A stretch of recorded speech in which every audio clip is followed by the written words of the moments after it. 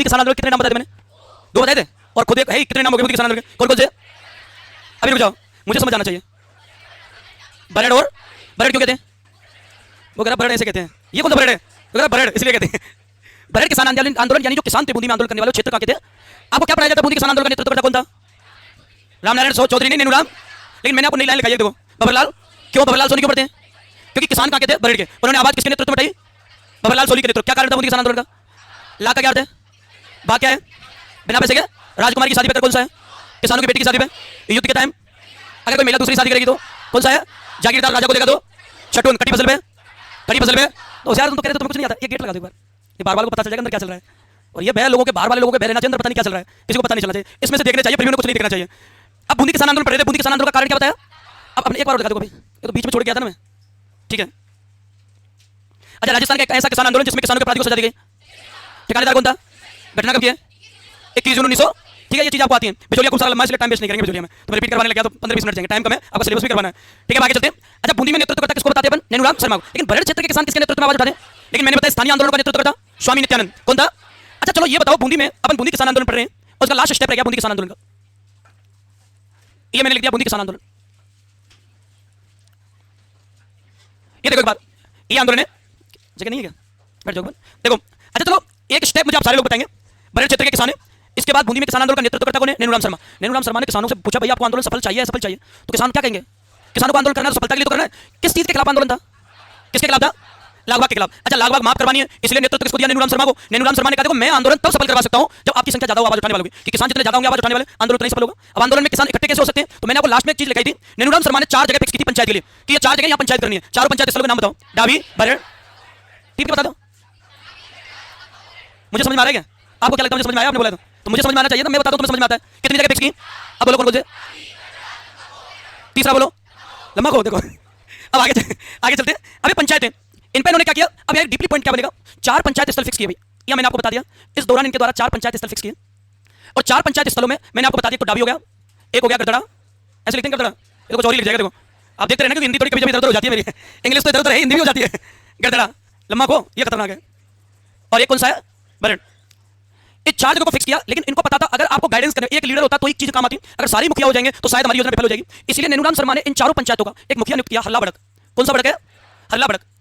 और हल्ला बड़क को जिम्मेदारी दी कि आपका काम है किसानों को मोटिवेट करना। किसानों को पता ही नहीं होगा कि आंदोलन क्यों चल रहा है, तो किसान इकट्ठे होंगे। आपका काम है आप इन 4 जगहों पर बारी-बारी से सभा करेंगे, पंचायत करेंगे, किसानों को इकट्ठा करेंगे और किसानों को मोटिवेट करेंगे। आंदोलन है तो तुम्हारा आंदोलन है, हम तो इसका नेतृत्व कर रहे हैं, तो आपकी संख्या ज्यादा होगी, जितनी ज्यादा होगी उतनी जल्दी सफल कर सकते हैं आंदोलन को। तो हल्ला बड़क को नेतृत्व दिया गया, उसे अध्यक्ष बना के इसको भेजा गया जगह जगह पंचायत करने के लिए 4 जगहों पर। अब सरकार को लगा कि सरकार जो जनता है, जो किसान है, अगर वो बाकी में पीड़ित है तो आवाज तो उठाएंगे। और जगह जगह सभा हो रही है तो बूंदी सरकार को लगा हमारे खिलाफ आवाज उठाई जा रही है, तो कुछ ऐसा करना कि फेर मतलब कुछ नहीं करना, जितना हमें चाहिए किसानों से वसूलेंगे, लेकिन कुछ ऐसा करना कि किसान भाई की भाई आवाज दो जाए, क्योंकि उनको पता भी नहीं चले कुछ किया नहीं और ऐसा हमें फील करवाना कुछ किया है। तो सरकार ने आदेश दिया, एक जांच आयोग भेज देते बूंदी में। ये अभी तक किताबों में जांच आयोग छापा ही नहीं है अभी तक। ये जांच आयोग नया जोड़ा गया, एक जांच आयोग भेजा बीच में, और जांच आयोग भेजा। इस जांच आयोग का काम था कि आप जाइए, क्योंकि किसान इतनी मांग उठा रहे हैं, जांच आयोग भेजेंगे तो 4-5 महीने तो शांत रहेंगे किसान, इसका जांच देकर। और जो जांच आयोग भेजा तो उसमें 2 व्यक्ति, आयोग को नाम नहीं देते, व्यक्तियों के 2 नाम है। इनमें बात करें मदन मोहन लाल, और मदन मोहन लाल के साथ एक व्यक्ति था हरिनाथ। और ये दोनों व्यक्तियों को जांच के लिए भेजा, लेकिन इनका उद्देश्य सरकार ने पहले फिक्स किया, जांच करना उद्देश्य नहीं है, दमन करना उद्देश्य है। आवाज को दबाना किसानों की, आवाज नहीं उठनी चाहिए। आप ऐसे दिखाओ किसानों को कि हम तुम्हारे लिए जांच कर रहे हैं, छानबीन कर रहे हैं, रिपोर्ट तैयार करें, लेकिन आप इंटरनली उनके लिए कुछ नहीं करें, आप उनको भड़काइए, दमन करो, उनका धीरे धीरे उनकी मानसिकता ऐसी बना दो कि वो आंदोलन करने से मना कर दे और अपने अपने घर लौट जाए। तो इसका टारगेट उद्देश्य केवल दमन था, जांच नहीं था। इस चीज को किसान जल्दी समझ गए दमन को, कि ये लोग हमारे लिए नहीं आए, ये सरकार के वफादार है। और जब ये पता चला तो बताया जाता है, आप ध्यान रखो, कोई पेपर आउट हो जाए, मान लो कई बार होते हैं, पिछले 5 साल में आपने देखा है, कोई पेपर आउट हो जाए, कोई कैंसिल हो जाए, आपको पता चल जाए कि पेपर है एग्जाम, पेपर आउट हो गया, आप क्या मांग रखोगे सरकार के सामने? जांच कर दो, रद्द कर दो। आप देखो रद्द पहले कर दो, जांच होती रहेगी। अब ऐसा ही को रद्द करते तो जांच काय को आती, पहले रद्द करते तो जांच क्यों बैठती? अब नई कमेटी बैठाई है, ऐसा को रद्द करने की पूरी अनुसंख्या करेगी वो। अब ज्वाइनिंग देने के बाद आप कहते हो रद्द करेंगे, तो उनका क्या होगा? तो पूरी मेहनत के साथ लगेगा, उनका क्या होगा? अब तलवार किस पे? सरकार पे। और 70% लोग चाहते हैं ये कैंसिल हो जाए, लेकिन 30% वो लोग हैं जो उसमें सेलेक्ट हुए, उनके घर वाले, उनके रिश्तेदार, और वो क्या सोच रहे हैं कि रद्द हो गई तो फिर दोबारा ऐसा ये सब सेकंड ग्रेड में जॉब आती है, ऐसा ही बना नॉर्मल थोड़ी है। तो वो हो सकता है दोबारा बने नहीं, किस्मत हर बार साथ नहीं देती, हमेशा किस्मत पीछे खींचती है, एक बार साथ देती है, कई बार साथ नहीं देती, और जब साथ देती है सेलेक्ट हो सकता है कि बार नहीं साथ दे, तो उसका रद्द का कमेटी बिठा दिया। लेकिन रद्द पूरे चांस रद्द होने का, रद्द होगी तो तलवार लटकेगी उनके करियर पे, कईयों की तो सगाई हो गई लड़कों की, उनका क्या होगा?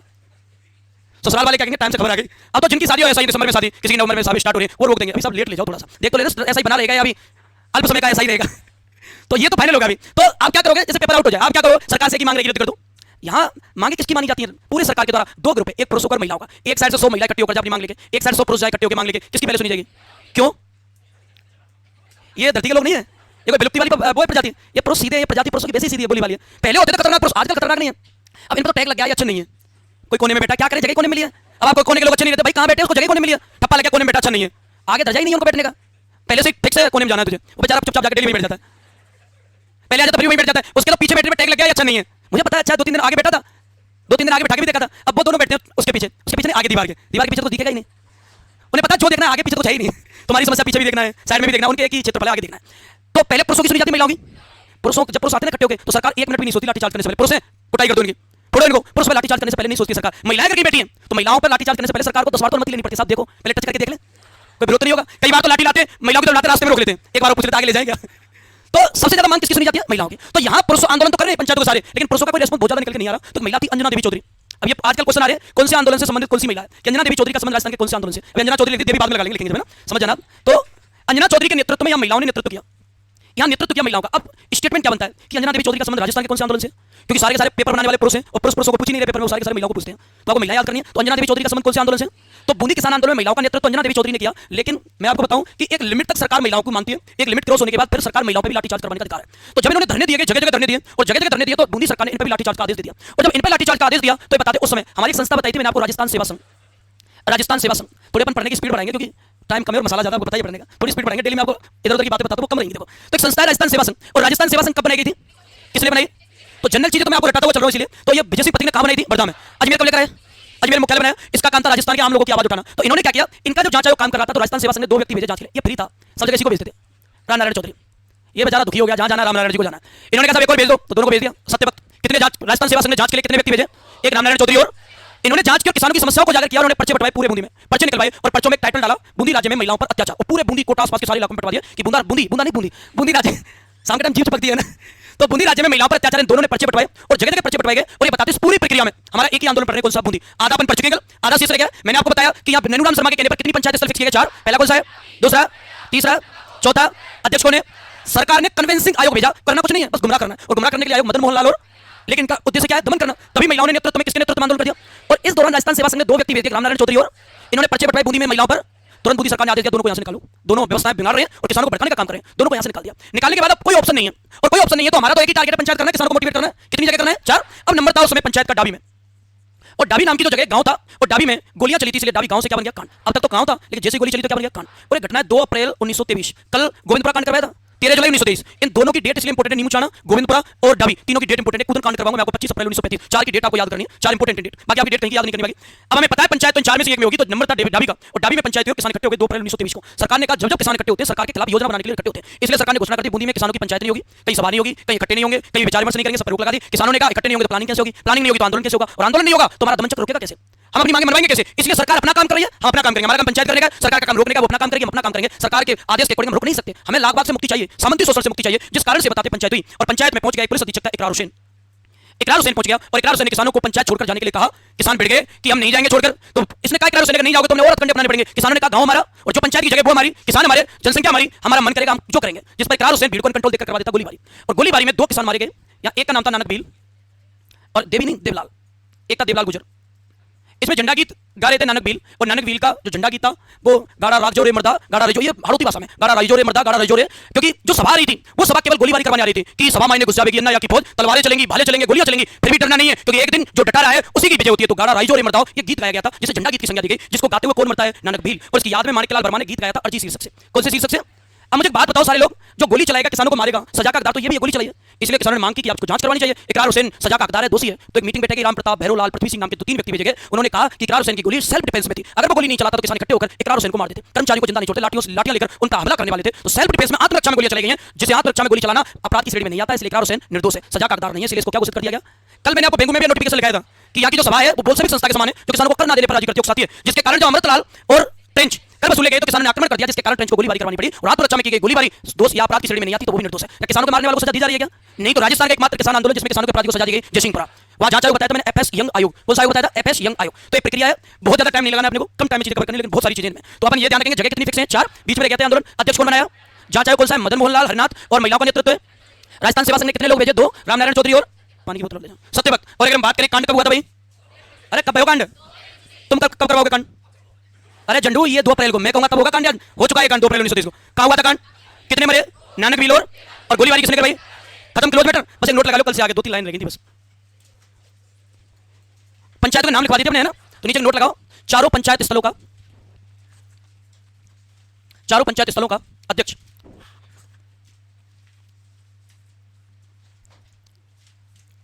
हरला बड़क को बनाया गया। अध्यक्ष लिख लेना हरला बड़क, ये गलत नहीं होना चाहिए, इंपोर्टेंट है बूंदी में। हरला बड़क को बनाया गया। चलिए नेक्स्ट, अब आगे लिखेंगे बूंदी सरकार ने जांच के लिए भेजा मदन मोहन लाल और हरिनाथ। बूंदी सरकार ने जांच के लिए भेजा मदन मोहन लाल और हरिनाथ।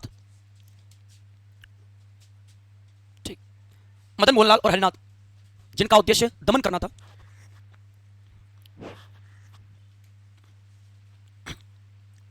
नेक्स्ट लाइन लिखेंगे बूंदी में महिलाओं का नेतृत्व। अंजना देवी हो गया, ठीक है। नेक्स्ट ये वाला राजस्थान सेवा संघ वाला, इसमें नेक्स्ट लिखो फिर। राजस्थान सेवा संघ ने, अरे क्या हो गया, राजस्थान सेवा संघ ने बूंदी जांच के लिए भेजा राम नारायण चौधरी और सत्यभक्त को, जिन्होंने बूंदी में पर्चे बंटवाए।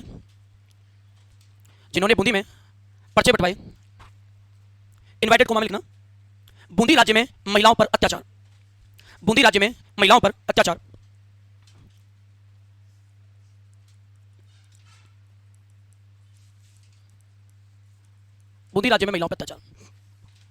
अब कोई कांड आता है, डेट मैंने आपको 4 डेट बताई, कौन कौन सी?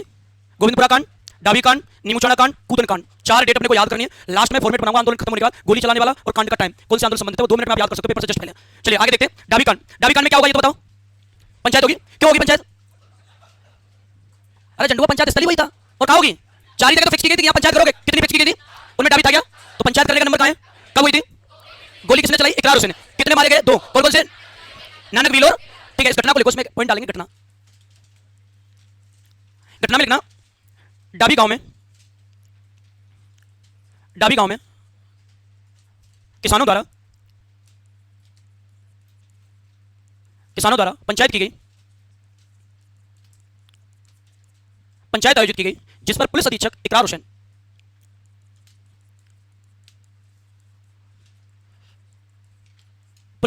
हुसैन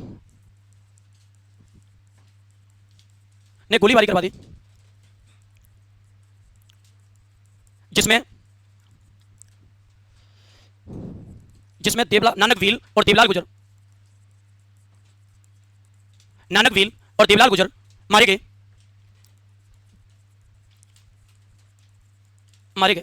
अब ये लाइन बनती है इसके आगे कि नानक व्हील झंडा गीत गाते हुए मरे, तो उन्होंने झंडा गीत गाया था। एक बार देखो ऊपर, क्या कौन सा गीत है? बोल के बताओ एक बार, क्या है ये गीत? है ये ऐसे गाते हो आप गीत? अब बोलो, गाड़ा रही जो रे मर्दा, सब दुख मिट जाए, सभा मायने घुस जावेगी अन्याय की फौज। आगे भी है, तलवार बंदूक क्या चालसी, फिर भी मत करियो सोच। ये झंडा गीत है। इसका मीन्स क्या है? गोली चले तो आगे खड़े हो जाना, भागना मत।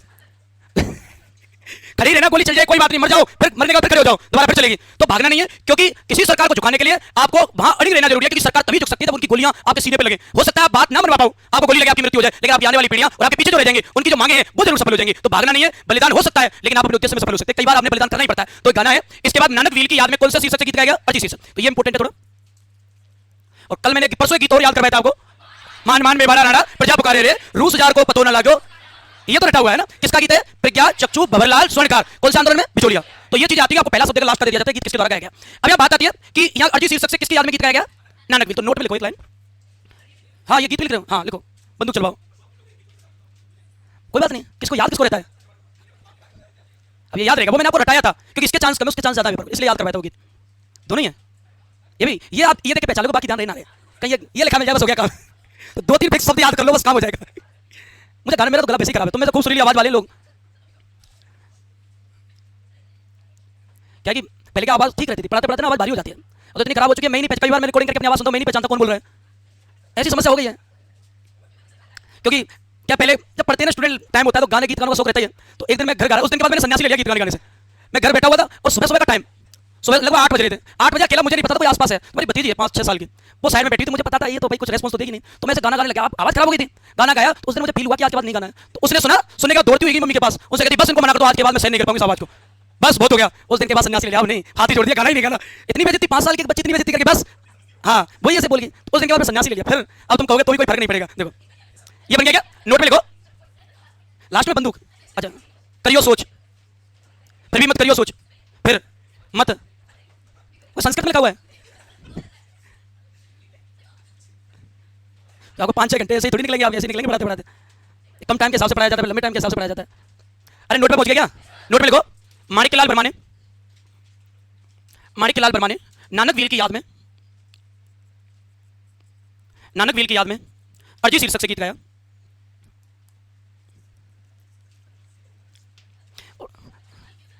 अरिजीत सिंह नहीं, अरिजीत शीर्षक, अरिजीत शीर्षक। जो मैं जैसे मान लो कई बार मैं जंडू बोल देता हूँ ना, कई बार क्या क्लास में आदत हो जाती है, जंडू आपस में बोलने लग जाते हैं, जंडू जंडू ऐसे, तो कई बार क्या आदत हो जाती है, घर वालों को जाके बोल देते हैं जंडू। तो फिर मुझे बता दिया 2-3 बार हो चुका है, और ज्यादातर लड़कियों के साथ होता है। लड़के कई बार अपने भाई को बोलते हैं जंडू, तो ऐसी चीजें नहीं आती हैं, तो आपको नहीं बोलना है, क्योंकि आपको कंट्रोल रखना है, क्योंकि आपको मुझे अच्छा नहीं लगता, मैं ही बोल सकता हूँ इसको। देखो अरिजीत शीर्षक से गीत गाया, इसके बाद लिखेंगे जांच आयोग, और जांच आयोग आया पृथ्वी सिंह, भैरूलाल, राम प्रताप। इस पर इंपोर्टेंट लगाएंगे, ये जांच आयोग है, एक नीमू चौड़ा कांड के जांच आयोग, एक बिजोलिया का, एक बूंदी का और बेंगो का, 4 के जांच आयोग पूछे जाते हैं आपसे। इन लोगों ने रिपोर्ट दी, इकरार हुसैन निर्दोष है। इन्होंने जांच के बाद एक रिपोर्ट दी, इकरार हुसैन निर्दोष है, इकरार हुसैन निर्दोष है। 1923 की घटना है, 23 में निर्दोष घोषित कर दिया गया, 25 में बंदोबस्ती नियम लागू कर दिया बूंदी में, आंदोलन को बिल्कुल खत्म कर दिया गया। लेकिन 1936 में घटनाक्रम हुआ कि अचानक से बूंदी सरकार ने नुक्ता प्रथा पर रोक लगा दी। नुक्ता समझते हो, मृत्युभोज, नुक्ता पर रोक लगा दी, अचानक से लाग बढ़ा दी। लाग क्या बताया था मैंने आपको, अतिरिक्त कर, यानी अचानक से अतिरिक्त कर। तो नुक्ता प्रथा पर रोक लगाकर बूंदी में अचानक से कर वृद्धि कर दी, जिसके कारण गुर्जर और मीणा जाति के किसानों ने 1936 में फिर से आंदोलन कर दिया। धुलेश्वर मंदिर है, वहां धुलेश्वर मंदिर में इनके द्वारा वापस आक्रमण किया गया, आंदोलन किया गया। लेकिन सबसे बड़ी बात, तो प्रभावी नहीं हो पाया, क्योंकि ग्रुप ज्यादा बड़ा हो नहीं पाया, जिसके कारण वो स्वतः ही समाप्त हो गया। लेकिन आपको ये ध्यान रखना कि कब हुआ, तो 1936 में, 5 नवंबर 1936 को धुलेश्वर मंदिर पर ये आंदोलन हुआ था, मीणा और गुर्जर जाति के लोगों द्वारा। ज्यादा कोई इंपॉर्टेंट नहीं है, इसलिए इसको बहुत कम मायने देते हैं बूंदी किसान आंदोलन में। बूंदी किसान आंदोलन को अपन यहां खत्म कर देते हैं, जिसके बाद 1925 में बंदोबस्ती नियम बेंगू में, या दोनों जगह लगता है, आंदोलन खत्म कर दिया जाता है। बेंगू हो या बूंदी हो, दोनों में कांड 1923 में हुआ है। कब हुआ कांड, 1923 में। तो ज्यादा अपने को फोकस नहीं करना है, अपने को मेन चीजों पर इनको फोकस करना है। एक तो अरिजीत शीर्षक है, अरिजीत शीर्षक से गीत किसने गाया, किसकी याद में गाया, माणिक्यलाल वर्मा। झंडा गीत गाते हो मरने वाला कौन हो गया, नानक वीर। ये हमारा बूंदी किसान आंदोलन जो आधा कल करवा दिया था, ये फिनिश हो जाता है। इसमें आपको 2 जांच आयोग, ये देखो बहुत पुराना है, स्टार्टिंग से पढ़ते आ रहे हैं। नई चीज जो जोड़ी गई है, वो मैंने एक जांच आयोग लिखवाया आपको, मदन मोहन लाल और हरिनाथ। वो पेपर के लिए इंपोर्टेंट लगाना, क्योंकि वो आज तक पेपर में आया नहीं है, और अगर आया नहीं है तो वो चीज आजकल ज्यादा एग्जाम में ढूंढ रहा है, जो तक दी नहीं गई है। कोई नई चीज 5-10% पेपर जो नई चीज आती है, वो ऐसे उठाई जाती है उधर से, जो कभी सही नहीं होती। तो अपने को हरिनाथ और मदन मोहन लाल पे इंपोर्टेंट लगा चलना, क्योंकि वो पेपर में अभी तक नहीं आया। अब चले आगे, अब जो नया आंदोलन अपन पढ़ेंगे, वो आंदोलन पढ़ेंगे पहले नीमू चौड़ा। कौन सा आंदोलन पढ़ेंगे, नीमू चौड़ा। नीमू चौड़ा देखो, नीमू चौड़ा किसान आंदोलन। वैसे तो सबसे बड़ी बात यह है, इसको वैसे नाम नीमू चौड़ा ना देकर अलवर किसान आंदोलन दिया जाना चाहिए, लेकिन इसे नीमू चौड़ा किसान आंदोलन दिया गया है, क्योंकि यह घटना घटित हुई है। कोई नीमू चौड़ा के किसान नहीं मरे थे, सारे लोगों की मीटिंग थी, लेकिन एक लेकर रामनारायण चौधरी। हमेशा हमें सीधे पढ़ाया जाता है कि नीमू चौड़ा किसान आंदोलन कहते हैं, लेकिन इसको नामकरण दिया गया, और रामनारायण चौधरी ने अलवर के किसान आंदोलन को नाम दिया था नीमू चौड़ा किसान आंदोलन। तो आंदोलन का नामकरण किया गया है, तो नाम देने वाला कौन है, रामनारायण चौधरी। और मैंने बताया था इनका काम यही था, आंदोलन को जगह जगह जाकर जांच करना, जगह जगह सपोर्ट करना, जगह जगह मोटिवेशन करना, राजस्थान सेवा संघ की तरफ से। उनके द्वारा एक लेख में इनको नाम दिया गया, वो लास्ट में बात करेंगे। पहले समस्या क्या है आपके अकॉर्डिंग और मेरे अकॉर्डिंग, आजकल जो पढ़ाया जाता है, तो पढ़ाया जाता था कि अलवर में किसान आंदोलन का जो कारण था वो था जंगली सुअर। कौन थे, ये फिक्स है। अब ये तो हम बहुत साल से पढ़ते आ रहे हैं, नई चीज क्या है, नई चीज यानी एक कारण तो नहीं हो सकता। मैंने आपको बिजोलिया में बताया, तो बिजोलिया में 5-7 कारण बताए थे आंदोलन के, बेंगू में मैंने लागू बताया, लेकिन उसके अलावा सामंती शोषण चरम सीमा पर था। और सबसे बड़ी बात है, नुकसान झुकने के लिए तैयार था बोल सभी समझौते में, लेकिन सरकार ने उसे खारिज कर दिया, बहिष्कार कर दिया। तब हमने ज्यादा हथियार उठाए, और सबसे ऊपर बात क्या थी कि हमारे अकॉर्डिंग उन्होंने समझौता नहीं किया। मैंने बताया था किसान रायते गांव में मिलना चाहते थे, और वो क्या चाहता था, बेंगू में मिलना। इसलिए मतभेद वाली भावना थी, और टेंशन गुस्से में अलग रिपोर्ट तैयार करी, इसलिए हम मोटिवेट हुए आंदोलन के लिए। यहां मैं आपसे कहूं, ये रियासत तो अलवर, अलवर रियासत है, मैंने आपसे कह दिया स्थित का, तो अलवर रियासत में थी, अलवर रियासत थी। और उस समय इस पूरे इलाके में अलवर का राजा हुआ करता था जयसिंह, अलवर शासक था जयसिंह। और अलवर शासक जयसिंह था, तो सबसे मेन बात क्या है, ये देखिए। सबसे पहले तो मैं आपसे कहूंगा, यहाँ कारण तो जंगली सुअर हैं, ठीक है, मैंने बता दिया, ये जंगली सुअर है। इनका काम क्या था, इन्हें ठिकानेदार वगैरह राजा वगैरह के पास रखते थे, और इन्हें रात को खुला छोड़ दिया जाता था। और रात को खुला छोड़ते तो चारे वगैरह की खोज में खाने पीने की व्यवस्था निकलते, और जाकर खेतों में अटैक करते सीधे, और खेतों की फसल को एक रात में जिस खेत में गए वो खेत की फसल समाप्त। अब किसानों की इनकम का स्रोत क्या है, खेतीबाड़ी। और लगान किसान कहां से देते हैं, खेतों से। अब सरकार लगान पूरी वसूल रही है, लेकिन खेतों को नष्ट भी तो करवा रही है फसल को। तो इसका उत्तर राजा हो गया अलवर का। तो इन्होंने राजाओं ने, जितने किसान थे, जितने किसानों ने, सारे लोगों ने जयसिंह को पत्र लिखा, साहब जंगली सुअर पर प्रतिबंध लगाइए, और इन पर रोक लगाइए। कहीं ना कहीं आप पालते हो तो आप इनकी भरण पोषण कीजिए, लेकिन राजा ने कहा कि उन्हें खुला छोड़ना जरूरी है, क्योंकि बंधा हुआ नहीं कर सकते, और इन्हें मारने पर आप प्रतिबंध मार नहीं सकते। अब किसान क्या करें, रात को पता है सुबह जाएंगे तो फसल नष्ट मिलेगी, लगान दे नहीं पाएंगे, आजीविका कैसे चलेगी, एक साल की मेहनत खराब हो जाएगी। तो ये रखवाली के लिए आपने देखा होगा किसान खेतों में गाय वगैरह से फसल को बचाने के लिए नकली व्यक्ति खड़ा करते हैं, क्या कहते हैं, नकली व्यक्ति। क्या उसे देखकर गाय भाग जाती है, आजकल व्यक्ति पहले भाग जाती है। आजकल तो पशु टेक्निकल वगैरह चेक करते हैं, असली है नकली है, पास जाकर आइटम है सिंह, उसे देखते हैं, अगर असली है तो पशु के पास जाने का असली व्यक्ति भागेगा, वो तो हिलता ही नहीं है। पास जाकर देखते पशु, अगर वो तो हलचल करेगा तो असली है, नहीं करा तो नकली है, और दूसरे समझ जाते हैं, और दूसरे जैसे समझते हैं तो उसको भिजवा को पूरे ले जाते हैं, साथ दूर छोड़ जाते हैं। तो भिजवा को इफेक्ट नहीं, फिर किसान ने क्या किया, किसान धमाका करने लगे बैठ के, एक बहुत बड़ा विस्फोट करने लगे, जिससे कि वो डर जाए। अब वो धीरे धीरे पशु टेक्निकल हो गए, दिमाग से डरना बंद कर दिया। अब तो असली आदमी चाहिए, असली हथियार चाहिए और अपने खेत पर सिंगल व्यक्ति चाहिए, तो ही करेंगे। तो ये पशुओं को कैसे रोका जाए जंगली सुअर को? तो रहते थे किसान रात रात भर जगते थे और रात रात भर जगकर वो किसान रहते थे खेतों में। अब जो रात भर जगेगा दिन में सोएगा तो बाकी के काम ठप हो गए। रात को जगना है, दिन में सोना है, लेकिन दिन के काम बहुत होते थे। तो व्यक्ति जो किसान था वो पीड़ित था, जिसके कारण जैसे को पता लगा, जैसे ने कहा कोई सोल्यूशन नहीं हो सकता, सुअर को मारने पर प्रतिबंध है, अगर सुअर को मारा गया तो सजा का प्रावधान है। किसान डर गया, ये भी चलो मान लिया हमने, लेकिन इन्होंने नई बंदोबस्ती प्रथा लागू कर दी 1923-24 में। इन्होंने नई बंदोबस्ती प्रथा लागू कर दी, नई बंदोबस्ती नया भू राजस्व लागू किया और नया भू राजस्व लागू करने के दौरान इन्होंने 25 से लेकर 50% तक या बात करें 40% तक इन्होंने अचानक वृद्धि कर दी नई भू राजस्व व्यवस्था में। पहले तो दिए नहीं जा रहे, किसान तो पहले नहीं देने में असमर्थ है, ऊपर से जंगली सुअर और ऊपर से 40% और बढ़ा दिया। ये नई व्यवस्था में लागू की गई 1923-24 में, जिसमें अचानक से टैक्स कितने % बढ़ा दिया 40। पहले देने नहीं दे पाए इसलिए तो आंदोलन हो रहा है और बढ़ा दिया। अब दो रीजन हो गया, अच्छा नई भू राजस्व व्यवस्था और जंगली सुअर। अब इन्होंने आंदोलन कर दिया, दो व्यक्ति निकल कर आए, एक का नाम था माधो सिंह और एक का नाम था गोविंद सिंह। माधो सिंह और गोविंद सिंह के नेतृत्व में आंदोलन को ये बताते हैं आंदोलन कर दिया। अब दो व्यक्ति नेतृत्व करता है, सबके नेतृत्व करता है। मैंने आपको बताया इस टॉपिक के 3 पॉइंट इंपॉर्टेंट है, नेतृत्वकर्ता, जांच आयोग और कांड। 3 टाइप के क्वेश्चन पूछते हैं। चौथा स्टेप बनता है न्यूज़पेपर कि कौन से अखबार में किसकी जानकारी देगी और पांचवा स्टेप बनता है कौन से आंदोलन से कौन सी महिला का संबंध है। वो किसान आंदोलन के साथ अपना प्रजामंडल के साथ पढ़ाते हैं, वहां फोर्स पढ़ानी पड़ती है। वो टफ इसलिए पड़ता है प्रजामंडल का टॉपिक, इसलिए पड़ता है क्योंकि उसमें सारी चीजें महिला याद करवानी पड़ती है, जयपुर की महिला, मेवाड़ की महिला, मारवाड़ की महिला और सबसे ज्यादा लक्ष्मी देवी आचार्य बीकानेर की सबसे ज्यादा पूछी जा रही है। तो अपने को फोकस करना, टारगेट करना पीएससी को। अब बात करें माधो सिंह और गोविंद सिंह के नेतृत्व में आंदोलन कर दिया और आंदोलन कर दिया तो बताया जाता है उस दौरान इनकी एक ही मांग किन पे लगा लो, इनकी मांग क्या नहीं देंगे 40 बड़ी लाख दे नहीं सकते, इनके खिलाफ इन दोनों के नेतृत्व में आवाज उठाई। और उसी समय 1925 में अखिल भारतीय क्षत्रिय महासभा का आयोजन हुआ दिल्ली में, अखिल भारतीय क्षत्रिय महासभा। और ये बताया जाता है अखिल भारतीय क्षत्रिय महासभा का हुआ था आयोजन दिल्ली में, सभा हुई दिल्ली में, जहां यहाँ के किसान भाग लेने गए और किसानों ने भाग लिया और यहाँ से मोटिवेट होकर आए। और ये बताते हैं इसी महासभा के दौरान एक नाटक था, एक न्यूज़पेपर था पुकार, और पुकार नाम की इस पत्र में पूरा का पूरा नीमचाड़ा कांड की सूचना को छापा गया। अब दो चीजें जो आपको कंफ्यूज करती है, रंगभूमि और एक पुकार। एक कौन सी है? रंगभूमि और एक पुकार। रंगभूमि में किस आंदोलन की चर्चा के लिए बिजोलिया और पुकार में किसका छापा गया? न्यूज़पेपर। ये मोस्ट इंपोर्टेंट है पुकार और रंगभूमि। तो पुकार नाम के समाचार पत्र में पत्रिका में इस सम्मेलन के दौरान पूरे न्यूज़पेपर की खबर छपती है। तो पूरे राजस्थान फैल गई घोषणा, पूरी योजना। इस दौरान सरकार को लगा आपको सोल्यूशन कर लेते, तो सरकार ने कहा भेजा रामपत्र हो जाओ। इन्होंने कहा भेजा रामपत्र हो जाओ और रामपत्र हो जाएगा आया, लेकिन ये किसानों से उनकी सही चीजें निकलवा नहीं पाया, इसलिए सार्थक सिद्ध नहीं हुआ। सरकार भरोसे बैठी थी कि ऐसी रिपोर्ट लेकर आएगा, बीच रास्ता निकाल के लाएगा, लेकिन सार्थक सिद्ध नहीं हुआ, सार्थक सिद्ध नहीं हुआ, जिसके कारण कहते हैं असफल हुआ। अब सबसे बड़ी बात है आंदोलन दिन रोज बढ़ता जा रहा है, जांच आयोग कोई सार्थक चीज निकाल के नहीं ला रहे और किसानों की मांग बढ़ती जा रही है। अब राजा है, राजा सुनने के लिए तैयार नहीं है, राजा मानने के लिए तैयार नहीं है, और जब राजा मानने के लिए तैयार नहीं है तो बताया जाता है किसानों ने देखा कि राजा सुनने के लिए तैयार नहीं है तो पंचायत करो। और एक बड़ी पंचायत का किया गया आयोजन, एक बड़ी पंचायत का आयोजन किया गया किसानों द्वारा नीमूचाड़ा में। और नीमूचाड़ा में जब पूरी तरह से सभा की गई तो यहाँ बताते हैं कि 6 मई को ये बताते हैं यहाँ का जो राजा था जैसे उसने सभा पर रोक लगा दी। 6 मई को रोक लगाई कि कहीं भी सभा नहीं होगी, तो 6 मई को सभा पर लगाई थी रोक। 6 मई को कोई भी अलग सभा नहीं करेगा, सभा पर रोक लगेगी। लेकिन किसानों को तो मांगे मनवानी बिना सभा के काम नहीं चलेगा, इसलिए नीमूचाड़ा में 14 मई 1925 को एक सभा का आयोजन किया गया और नीमूचाड़ा में सभा आयोजित की गई जो सरकार के खिलाफ, क्योंकि सरकार ने तो सभा पर रोक लगा दी और किसानों ने आदेश के खिलाफ जाकर सभा का आयोजन किया। तो कर्मचारी, सरकार ने कर्मचारी भेजा छाजू सिंह, और छाजू को गांव में कहते थे छज्जू, क्या कहते थे, और राजस्थान में इसको हमने भी क्या नाम दे दिया छज्जू, क्योंकि अच्छा काम थोड़ी किया था जो छाजू के सम्मान के साथ। हम इसे क्या कहेंगे और भी छोटा कर सकते हैं, लेकिन छोटा भी क्या करें, छज्जू से भी खूब छोटा कर दिया, छाजू को छज्जू कर दिया। तो छज्जू सिंह आया, इसने आने के बाद किसानों को पंचायत बंद करने के लिए कहा, लेकिन किसानों ने नहीं सुनी, इसने गोलीबारी करवा दी और इसने गोलीबारी करवाई। इस गोलीबारी में 156 किसान मारे गए। कितने किसान मरे? 156 और 160 पशु मारे गए। 160 पशु, 156 किसान ये मारे गए। और ये बसरना, ये जो घटना थी, एक जलियांवाला कांड हुआ या ये हुआ। जलियांवाला कांड में ब्रिटिश सरकार ने हंटर आयोग भेजा था और हंटर आयोग कहता है मरने वालों की संख्या थी 379, लेकिन हमारे कांग्रेस ने कमेटी भेजी थी मदन मोहन मालवीय को, कहते हैं मरने वालों की संख्या थी 1000। अब बात 379 सरकारी रिपोर्ट में और यहाँ रिपोर्ट में कितने लोग मरे? थोड़ी तो मरे गए, थोड़ी तो मरे गए। इसका मतलब इस व्यक्ति ने डायरेक्ट काम किया, इस घटना ने जलियांवाला कांड को दोहराया और इस घटना की पूरी चीजों को भारत में बहुत ज्यादा निंदा की गई और सबसे पहले आवाज उठाई महात्मा गांधी जी ने। महात्मा गांधी का तो आवाज उठाने का काम था, बाकी तो लोग संभालते थे। महात्मा गांधी ने आवाज उठाई और इनका न्यूज़पेपर था यंग इंडिया, और यंग इंडिया में इन्होंने इस न्यूज़पेपर कांड के लिए 2 स्टेटमेंट दिए। दोनों स्टेटमेंट इंपोर्टेंट पेपर के। पहला, न्यूज़पेपर कांड जलियांवाला कांड से भी बीभत्स है, यानी उससे भी ज्यादा बीभत्स है, पहला स्टेटमेंट। दूसरा, जो डायर ने किया वो दोबारा किया गया, जो डायर की घटना उसे दोहराया गया, तो इसे डबल डिस्टिल्ड डायरिज्म, दोहरी डायर सही, दो नाम दिए गए, एक डबल डिस्टिल्ड डायरिज्म या दोहरी डायर सही, एक जलियांवाला कांड से भी बीभत्स। और एक अखबार था दिल्ली से रियासत, और रियासत समाचार पत्र में कहा गया न्यूज़पेपर कांड की तुलना जलियांवाला कांड से की गई। अब 2 टाइप के क्वेश्चन बनेंगे आपके, एक बनता मानगढ़ धाम और एक बनता न्यूज़पेपर, दोनों की जलियांवाला कांड से जोड़ा जाता है। लेकिन आप कंफ्यूज कैसे होंगे कि जलियांवाला कांड किसे कहते हैं? तो कभी भी न्यूज़पेपर कांड को जलियांवाला कांड नहीं कहते। या रियासत समाचार पत्र में साफ-साफ लिखा गया है कि न्यूज़पेपर कांड की तुलना जलियांवाला कांड से की गई, तुलना की गई है, कहानी है। और यंग इंडिया में साफ-साफ लिखा गया है न्यूज़पेपर कांड जलियांवाला कांड से भी बीभत्स था, लेकिन मानगढ़ कांड के लिए कहा गया है ये राजस्थान का जलियांवाला कांड है और इसे भारत का दूसरा जलियांवाला कांड कहते हैं। अब एक भी कंडीशन में अगर आपसे पूछा जाता है कि जलियांवाला कांड राजस्थान में किसको कहते हैं, इसको नहीं कहते मानगढ़, इसको जलियांवाला कांड, इसको तुलना करेंगे या उससे भी ज्यादा बीभत्स बताएंगे। और एक समाचार पत्र में रियासत में और एक कौन सा है यंग इंडिया। यहां से प्रक्रिया अपन चलाएंगे कहां से? अरे कहां से चलेगी, कहां से चलेगी? कौन थे इनके मारने पर प्रतिबंध था? 1923-24 में क्या है नया भूराष्ट्र, कितने बढ़ा दिए, कितने लोगों ने नेतृत्व दिया, कौन है, कब की बात है, किसकी सभा हुई? अखिल भारतीय क्षत्रिय महासभा कहां हुई, कौन सा पत्रिका, किसकी खबर छापी गई? नीमूचाड़ा की। इसलिए किसानों ने पंचायत कहां की? पंचायत पर रोक लगाई गई, फिर भी पंचायत कब की गई? गोली किसने चलाई? छज्जू सिंह को सोट में। छज्जू तो बोलना ही नहीं, छज्जू जितना ज्यादा सम्मानित किया जाता है, कितने किसान मरे, कितने पशु मरे। और ये बताया जाता है इस दौरान बीच में आने वाला आयोग कौन सा था और महात्मा गांधी जी का कौन सा समाचार पत्र है और कौन सा है, कितनी जगह इसका उल्लेख मिला? तो यंग इंडिया, रियासत, पुकार, तीनों एक जगह। इसलिए मेरे आपका टारगेट है तीनों एक साथ आपको याद करने। एक पत्रकार पुकार और रंगभूमि का पूछे तो बिजोलिया, पुकार का पूछे तो नीमूचाड़ा, और मैं आपसे कहूं रियासत दिल्ली से महात्मा गांधी का यंग इंडिया, इसमें नीमूचाड़ा कांड की घटना छापी गई। जांच आयोग तीनों एक साथ लिखवाऊंगा क्योंकि वो ज्यादा इंपोर्टेंट है। जांच लास्ट में मणिलाल कोठारी और नया जुड़ा कन्हैयालाल कलंतरी आयोग, नया जुड़ा लेटेस्ट है, उस पर ज्यादा फोकस करेंगे। रामपत्र बना हो गया, मणिलाल कोठारी बना हो गया, कन्हैयालाल कलंतरी जो ट्रेंड में अभी कि किससे संबंधित कन्हैयालाल कलंतरी आयोग, तो नीमूचाड़ा से। अब आगे मेरे साथ चलिए, थोड़ी स्पीड से टाइम कम पड़ेगा, चलिए आगे। कारण सबसे पहले बताया राजा कौन था भाई? अरे राजा कौन सो है? जय सिंह गिरफ्तार हुए थे, लेकिन मरने वालों पर फोकस करना है। जय सिंह आंदोलन के कारण, एक तो जंगली सुअर हो गए, इनके मारने पर प्रतिबंध था, लेकिन किसानों की फसल नष्ट कर देते थे। किसानों की एक आता है 1923-24 में, क्या हो गया? ये किसी का बैठना चाहिए, जल गया तो झंडू देखो, देखो इसको, आप कैसे बैठे हो फिर? अभी तरह जगह तो आपको काम कर रहा है पड़ता देखो।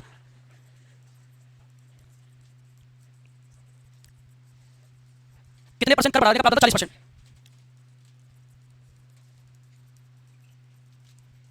कर वृद्धि की गई। इसलिए दो व्यक्ति नेतृत्व करते थे। सबसे स्पेशल बात है, इस पूरे आंदोलन में एक ही जाति के लोगों ने भाग लिया था, राजपूत लोगों ने। राजपूत जाति के किसान थे, वो पूरा इलाका राजपूत का, जिनमें एक गोत्र चलता शेखावत मुख्य थे। तो राजपूत जाति लेंगे इसमें। तो मैं आपसे कोई नेतृत्व करता, कितने लोग बताए नेतृत्व करता? तू, माधो सिंह और गोविंद सिंह।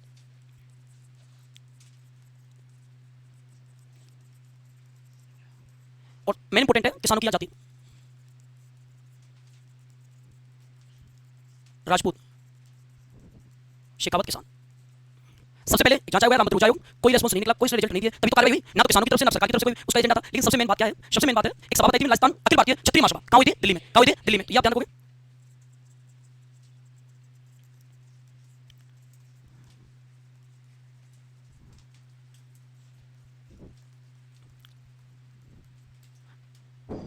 का सम्मेलन 1925। ये जो सम्मेलन है, इसका आयोजन हुआ है दिल्ली में।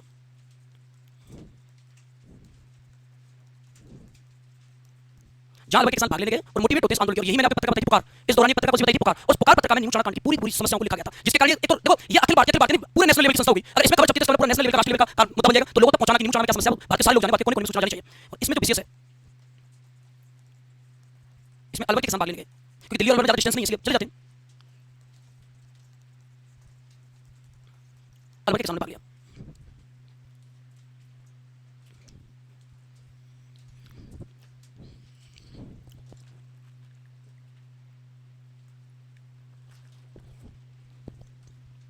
पुकार पत्रिका का मुद्दा दिल्ली से उठाया गया है। दिल्ली की सभा में सारे लोग आए थे, नेशनल लेवल के जितने भी राष्ट्रीय नेता सारे आए, और उनके द्वारा इसके बारे में अवगत कराया गया। उन्होंने सलाह दी कि आप पुकार में छपाइए, अगर आपको नेशनल लेवल का मुद्दा बनाना है तो। इसलिए पुकार में छपाया गया। बन गया? यहाँ तक बना लो। पत्रिका थी, पत्रिका जो न्यूज़पेपर बनाकर मैगजीन टाइम में चलती थी। हाँ, अखबार नहीं कह सकते, समाचार पत्र नहीं कहते। क्या लग रहा है? ये सही है? नहीं लग रहा है? नहीं, ये सही है। मैं तो यहाँ कांड में जाके भी कांड हुआ था, गोलियां पड़ी हुई हैं वहाँ। चले आ गए, नोट लगाओ नीचे।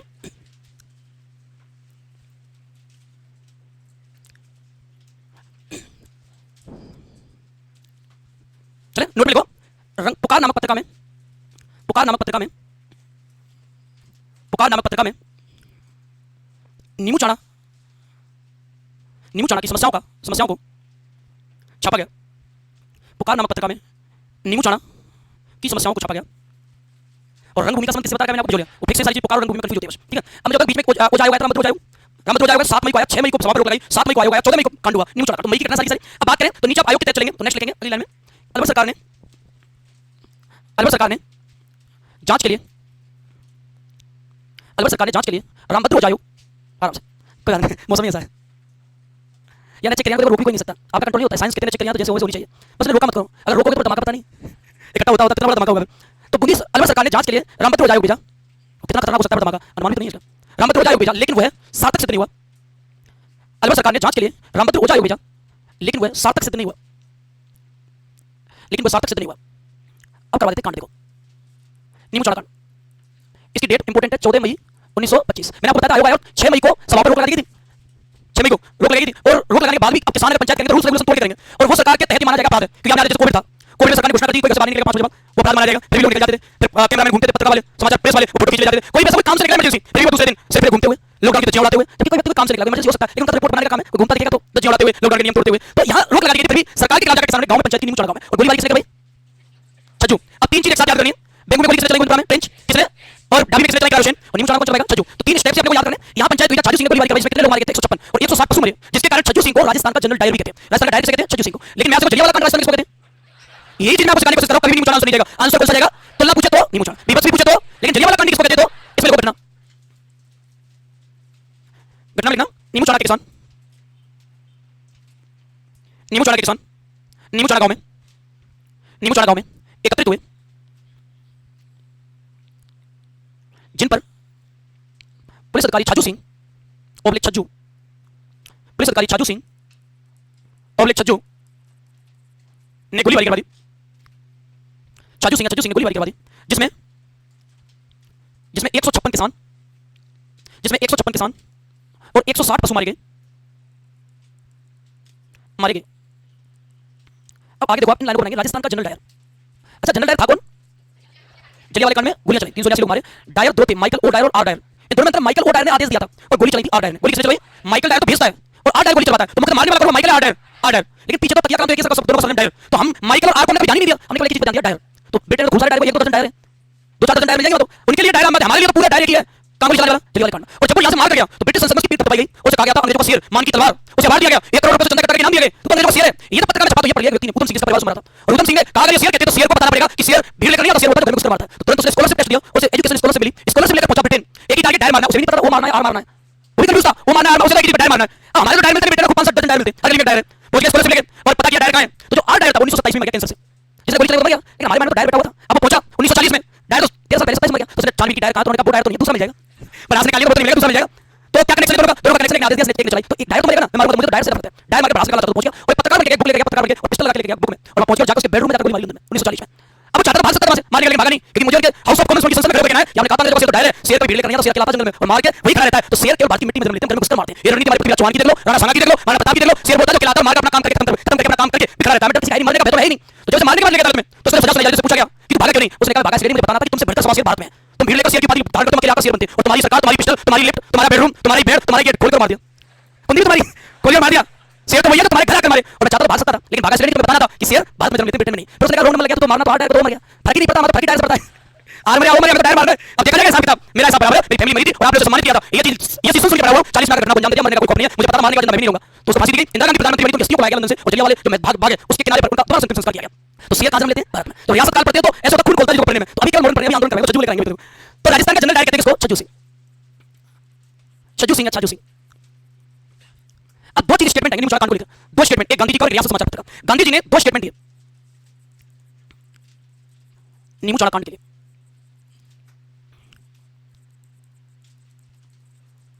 यंग इंडिया समाचार पत्र, यंग इंडिया समाचार पत्र में लिखा।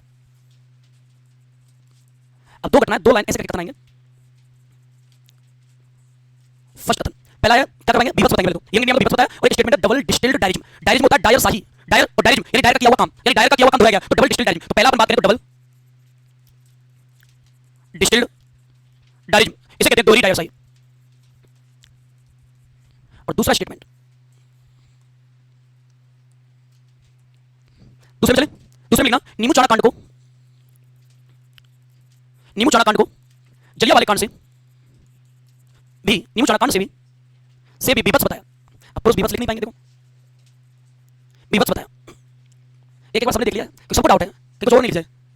बीभत्स बताया, आप भी देख लो, बीभत्स बताया हो गया। तो अब नेक्स्ट है रियासत समाचार पत्र दिल्ली, दिल्ली में लिखा, मैं लिखा इसमें लिखना नीमू चाणा कांड की तुलना, नीमू चाणा कांड की तुलना, इसमें लिखना रियासत समाचार पत्र में लिखा नीमू चाणा कांड की तुलना जलियांवाले कांड से की गई। नीमू चाणा कांड की तुलना जलियांवाले कांड से की गई, जलियांवाले कांड से की गई। डिटेल्स में आती है कैसे, जलियांवाले कांड से की गई। ठीक है, ये तो हो गया। अब आते हैं जांच आयोग। एक जांच आयोग पर पंचकुला मध्य आयोग, कौन सा जांच आयोग पढ़ते हैं? अरे ऊपर से लगा दो, उसको नीचे से नहीं आएगा, दोनों चीज जरूर पढ़ी आ जाए।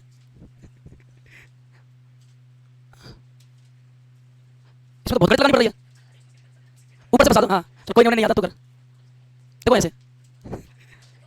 हाँ चलिए आगे, अब देखो आगे दो जांच आयोग पढ़ने आपस में। एक जांच आयोग जलियांवाले इस कांड से पंचकुला मध्य हो। अब दूसरी चीज है यहाँ जांच आयोग पढ़ते हैं नीमू चाणा से, जांच आयोग। और एक जांच आयोग की बात करें, पहला जांच आयोग मणिलाल कोठारी आयोग, मणिलाल कोठारी आयोग। और मणिलाल कोठारी आयोग में छज्जू सिंह को घोषित कर दिया निर्दोष। इसलिए रिपोर्ट दी गई इस आयोग ने छज्जू सिंह निर्दोष, छज्जू सिंह निर्दोष है। ये मणिलाल कोठारी आयोग है। और एक जो नया ट्रेंड में इसमें इंपोर्टेंट लगाएंगे तो सेकंड वाला कन्हैयालाल कलंतरी आयोग। ये लेटेस्ट है कि अभी आरपीएस इस आयोग को फॉलो करने लगी, कन्हैयालाल कलंतरी आयोग, कन्हैयालाल कलंतरी आयोग। लेकिन दोनों में ही किसानों के पक्ष में कोई रिपोर्ट नहीं रखी गई। और केवल क्वेश्चन कितना आता है, कन्हैयालाल कलंतरी आयोग का संबंध किससे, मणिलाल कोठारी आयोग का संबंध किससे? तो जो दोनों का संबंध किससे, नीमू चाणा से। एक और भी क्वेश्चन छज्जू सिंह जांच के लिए आया, खुद ही मार के खुद ही जांच के लिए आ गया कि मैं जांच कर लेता हूं और इसको लोड के गोली चला के मैं जांच कर लेता हूं, कहां किसको मारी है। कोई बात नहीं, होता है, शाम का टाइम ही है सारे को तो हो जाता है कई बार। तो ये प्रक्रिया। अब मुझे बात बताओ, पूरे नीमू चाणा कांड है, नीमू चाणा कांड के कारण क्या है? सुअर और 40% की वृद्धि। लेकिन आपसे ये पूछा जाता है नीमू चाणा में अलवर में नई भू राजस्व व्यवस्था लागू की गई थी 1923-24। उसके बाद उसका बहाना लगाया और बहाना लगाकर 40% कर बढ़ा दिया। या किसान की जाति है राजपूत, राजपूत ने उसने दो शेखावत आंदोलन के नेतृत्व करते हैं, दो कौन है? माधव सिंह और गोविंद सिंह है। तो आपको पता है सभा जो हुई दिल्ली में, अखिल भारतीय क्षत्रिय महासभा कब आयोजित हुई? दिल्ली में। कहां के किसान गए? किस पत्रकार का सहारा लिया? कौन सी पुकार में इसका लेख छपा गया। इसके बाद सभा पर रोक लगाई, तो सभा कहां की गई? नीमू चाणा में। कब की गई थी? 14 मई 1900। गोली किसने चलाई? कितने किसान मरे? कितने पशु मरे? कौन से कांड में? ये कब हुआ? गोली चलाने वाला कौन है? राजस्थान का डायरेक्ट से कहते हैं। अच्छा यहाँ अगर हम बात करें तो गांधी जी ने कौन से न्यूज़पेपर में छापा? इनके हाल हो गया, नवजीवन हो गया, यंग इंडिया हो गया, अखबार का नाम है जो गांधी जी द्वारा चलाया गया। तो न्यूज़पेपर का नाम है यंग इंडिया, इसमें लाइन मुझे डबल डिस्टिल्ड डायलिज्म, हिंदी का इसका दोहरी डायल सही, और वैसे इंग्लिश में क्या कहते हैं डबल डिस्टिल्ड डायलिज्म। अच्छा दूसरा क्या बताया इसको बीभत्स, चलिए वाले कांड से भी कैसा था बीभत्स, क्योंकि मरने वालों की संख्या कम थी। इसका दूसरा समाचार पत्र कौन सा है, इसमें केवल तुलना की गई है, इसमें केवल क्या की गई है, जांच आयोग कितने, पहला कौन सा है और दूसरा कौन सा है। आपको फोकस सबसे ज्यादा किस पे करना है, कन्हैयालाल, क्योंकि ये ट्रेंड में आपके नजर में कन्हैयालाल करंती आयोग सबसे ज्यादा है, क्योंकि बहुत कम पूछा गया मणिलाल तेवर आ चुका है, और इसके बाद छाजू सिंह, रामचंद्र लाल और सुल्तान सिंह तीन लोग और आए थे जांच के लिए, लेकिन वो अपने मायने नहीं लेते, इसलिए कन्हैयालाल करंती पे पूरा फोकस डालना है आपको। अब छाजू सिंह दिखेगा तो आप ऐसे आंसर कर दोगे, छाजू सिंह नहीं पूछना, ये कौन सा किसान आंदोलन हो गया, फिनिश हो गया। अब अगला आता है शेखावाटी। शेखावाटी नाम की कोई अलग से रियासत नहीं है, शेखावाटी किसी के अंतर्गत आती है, लेकिन इसे पढ़ते कैसे, ये बताओ, ये तो बन गया सबका, ठीक है। देखो एक बात, राजस्थान में खूब सारी रियासतें, जयपुर, मेवाड़, मारवाड़, बीकानेर, जैसलमेर, करौली, कभी नहीं हमारे पास, हमें काम ही क्या था पहले, ये काम था। सबसे मेन बात है यहाँ जो मैं एक फैक्ट तैयार करें, वो फैक्ट अपनी रियासत है जयपुर रियासत, देखो जयपुर रियासत।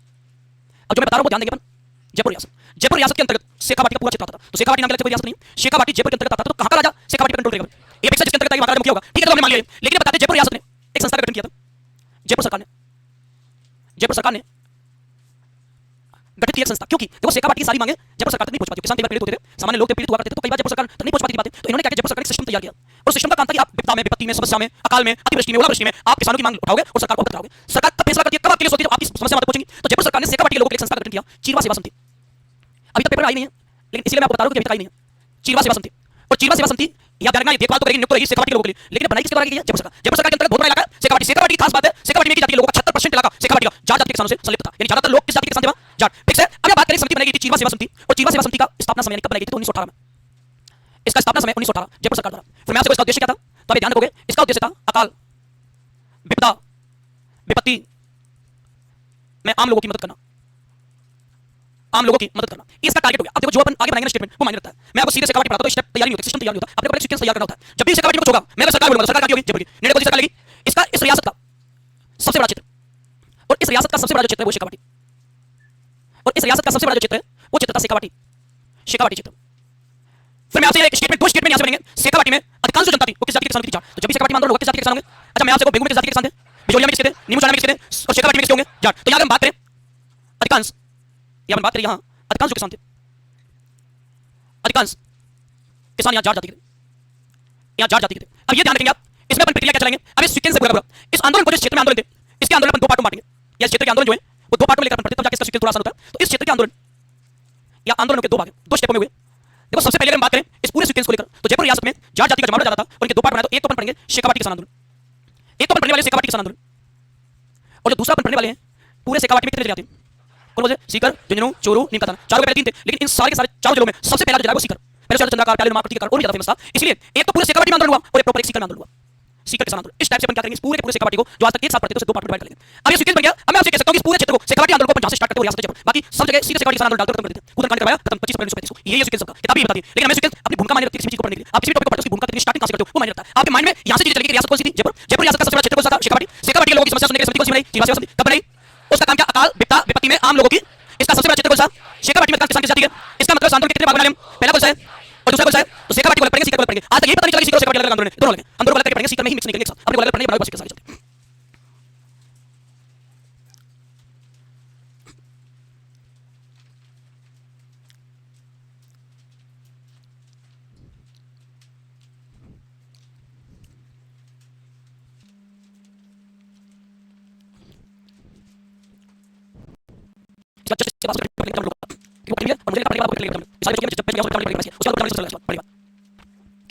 फैक्ट होते हैं उनका सबका सीक्वेंस याद कराने का लॉजिक होता है सबका, और याद कराना कोई बड़ी बात नहीं, लॉजिक लगाया जाए तो। अरे क्या हो गया,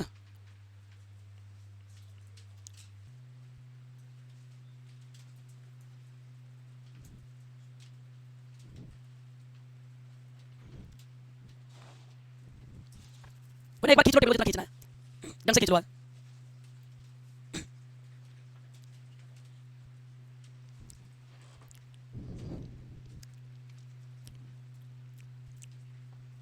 पहले कभी ये टॉपिक पढ़ा है सब किसी ने, पढ़ा क्या, पढ़ा है आपने, पढ़ा है और किसी ने, पहली बार पढ़ा सब किसान आंदोलन पढ़ा है, पहले आपने पढ़ा है, कितने लोगों ने पढ़ा है टॉपिक, एक, अच्छा अच्छा। कोई ऐसा क्वेश्चन जो इससे बाहर जा रहा हो भाई, और डीपली, हाँ और डीपली तो क्रांति पढ़ाऊंगा मैं आपको। क्रांति में तो मैटर है कि आप परेशान हो जाओगे लिखते लिखते 1857 क्रांति में, पर आपको इतना लिखेंगे तो परेशान ना हो, आपको परेशान नहीं करना, पेपर पास करवाना है, काम की चीज आनी चाहिए, टाइम तो है ना आपके पास। अरे बन होगा, बन बनाओ जल्दी कॉपी। अच्छा ये बताओ इसमें से कौन सा आंदोलन पढ़ने वाले हैं अभी, और अभी पढ़ाया कौन सा है, नीमूचाना में मैंने बार बार फोकस करके बताया कि कौन सा आयोग याद करना है, कौन सा आयोग, कन्हैयालाल, और कितने अखबार बताए, दो, रियासत और यंग इंडिया किसका है, गांधी जी ने विवश बताया और रियासत में क्या किया तुलना मैटर तुलना कितना याद करना पड़ना कितना तीन चार चीजें आती है एक पॉइंट में से चले आगे शेखावाटी का मैटर कम है सीकर का मैटर थोड़ा बस इतना ही शेखावाटी में क्या कि बाकी लोग नहीं आते सीकर बाकी लोग जुड़ जाते इसलिए आंदोलन ज्यादा प्रभावी होता है क्या है कैसे ये याद रखना अमर सेवा समिति और चीरवा सेवा समिति दोनों शेखावाटी में अमर सेवा समिति चढ़ावा में प्यारेलाल गुप्ता ने चढ़ावा गांधी कहते हैं और चीरवा सेवा समिति 1918 में शेखावाटी में लोगों की आवाज सुनने के लिए आवाज कैसे चीखने की नहीं ठीक है चीखना चलो सरकार को बता दो तो आवाज आ रही है अरे झंडू मुद्दे की बात समझ जाएंगे चीखना नहीं आवाज चीखना नहीं केवल आवाज आवाज यानी मांग आवाज का मींस क्या है मांग जो मांग उठ रही है अब चलेंगे सबसे पहले अपन याद करेंगे शेखावाटी को पढ़ेंगे पहली लाइन सबसे ज्यादा इंपॉर्टेंट है बाकी दो तीन लाइन कम इंपॉर्टेंट है शेखावाटी किसान आंदोलन अच्छा ट्रेन चायों का संबंध बेंगू से और बूंदी में कौन सा बताया था बूंदी में मैंने अलग से कहा था इस आयोग पे फोकस करना है मदन मोहनलाल और हरिनाथ देखो मैं कभी अलग से लिखा है इसी पे फोकस करना है मदन मोहनलाल और हरिनाथ तो जो चीज मैं बता रहा हूं तब टिक कर लेना क्योंकि ये पेपर में ट्रेन बनने वाले सारे पेपर में क्योंकि बाकी चीज आ चुकी है बहुत बार ठीक है चलेगा क्या सारे लोग आगे देखेंगे किसी को लिखना 2 मिनट 2 नहीं 5 मिनट किसी को लिखना केवल सुनना है 1 से 5 या 6 लाइन शेखावाटी सीकर में मैटर ज्यादा है देखो ये जो इलाका है शेखावाटी में शेखावाटी जयपुर का सबसे बड़ा क्षेत्र है और ये क्षेत्र जागीरों में बटा हुआ था जागीर समझते हो आप मैंने आपको आंदोलन स्टार्ट करने से पहले पैटर्न लिखवाया था कहां कौन सा करे और फिर मैंने एक मेवाड़ में बिजोलिया पढ़ाया था मैंने लिखा था कि महाराणा प्रताप के बेटे अमर सिंह द्वारा कौन सी प्रथा चलाई थी सामंती प्रथा कौन सी प्रथा सामंती प्रथा और उसको कहा गया था अमर शाही प्रथा जिसमें ये बताया था मेवाड़ में जो सामंत की कितनी श्रेणी बताई थी 32 16 32 गोल याद रहेंगे तो ठीक है शेखावाटी किसान आंदोलन में बात करें मैं आपसे कहूं यह क्षेत्र छोटी मोटी मोटी नहीं बड़ी जगह के मोटी कहां से आएगा यहां छोटी बड़ी 421 जागीरों में बैठा था 400 की छोटी बड़ी जागीर जागीर समझोगे यानी क्षेत्रों को बांट रखा था एक गांव का 1 लाख फिक्स करके जागीर हो गई एक जागीरदार रहेगा टैक्स वसूल करेगा राजा को पहुंचाएगा समस्या तो यही है ना और मैंने आपको पहले बताया था कि ये जो पूरा क्षेत्र है यानी मेवाड़ में मैंने बताया था कि ये दो टाइप की भूमि मिलती है राजस्थान में खालसा और जागीर भूमि खालसा जिसका सीधे सेंटर का अधिकार राजा सीधे कर लेगा और जागीर भूमि जिसका सामंत रहेगा मीडिएटर रहेगा किसान और राजा के बीच खालसा पे कोई मीडिएटर नहीं रहता सबसे ज्यादा राजस्थान में खालसा भूमि जोधपुर को घोषित किया गया 2 बार एक बार पहले घोषित किया अकबर ने और दोबारा घोषित किया औरंगजेब ने अकबर ने 1581 में चंद्रसेन की मृत्यु हुई और एक औरंगजेब ने 1678 में जसवंत सिंह सेकंड की मृत्यु हुई उसका बेटा जयसिंह छोटा था तो जन्म हुआ था औरंगजेब तीनों बेगमों को उठाना था नरका जादव जसवंत तीनों को दो हवेली से पुत्र आत्महत्या कर लेती और जसवंत प्रेग्नेंट थी वो नहीं मरती उसने बच्चे को जन्म दिया जयसिंह को तो औरंगजेब कैद कर लेता है कि मारवाड़ जो मेरा ही हो जाएगा मेरे इस बच्चे को जन्म के बाद इस्लाम स्वीकार करेंगे और अपने घर में शामिल करेंगे लेकिन दुर्गादास राठौर स्वामी भक्त था वो से गायब कर देता है और नकली जयसिंह छोड़ देता है जिसका नाम औरंगजेब असली जयसिंह समझ के मोहम्मद अली रख देता है इस्लाम स्वीकार कर देता है उसे कालनी गांव से वही में जयदेव ब्राह्मण के पाला पोसा गया लेकिन जब भी तीन मिले बड़े होने के बाद तब मेवाड़ की शरण ली मेवाड़ अमर सिंह उसकी मदद की थी तब जाकर गद्दी प्राप्त हुई तो ऐसे करके जागीरें थी और अगर बात करें खालसा सबसे ज्यादा मारवाड़ जोधपुर को 2 बार 1581 और 1678 अब यहां जागीरों के बारे में बात करें तो पूरा जो इलाका है यहां मुख्यतः 5 ठिकाने 75% शेखावाटी का क्षेत्र 5 ठिकानों के अंतर्गत आता था 5 जागीरों के अंतर्गत आता था 75% इसमें 5 जागीर बाकी 25% बाकी जागीरें छोटी बड़ी तो मुख्यतः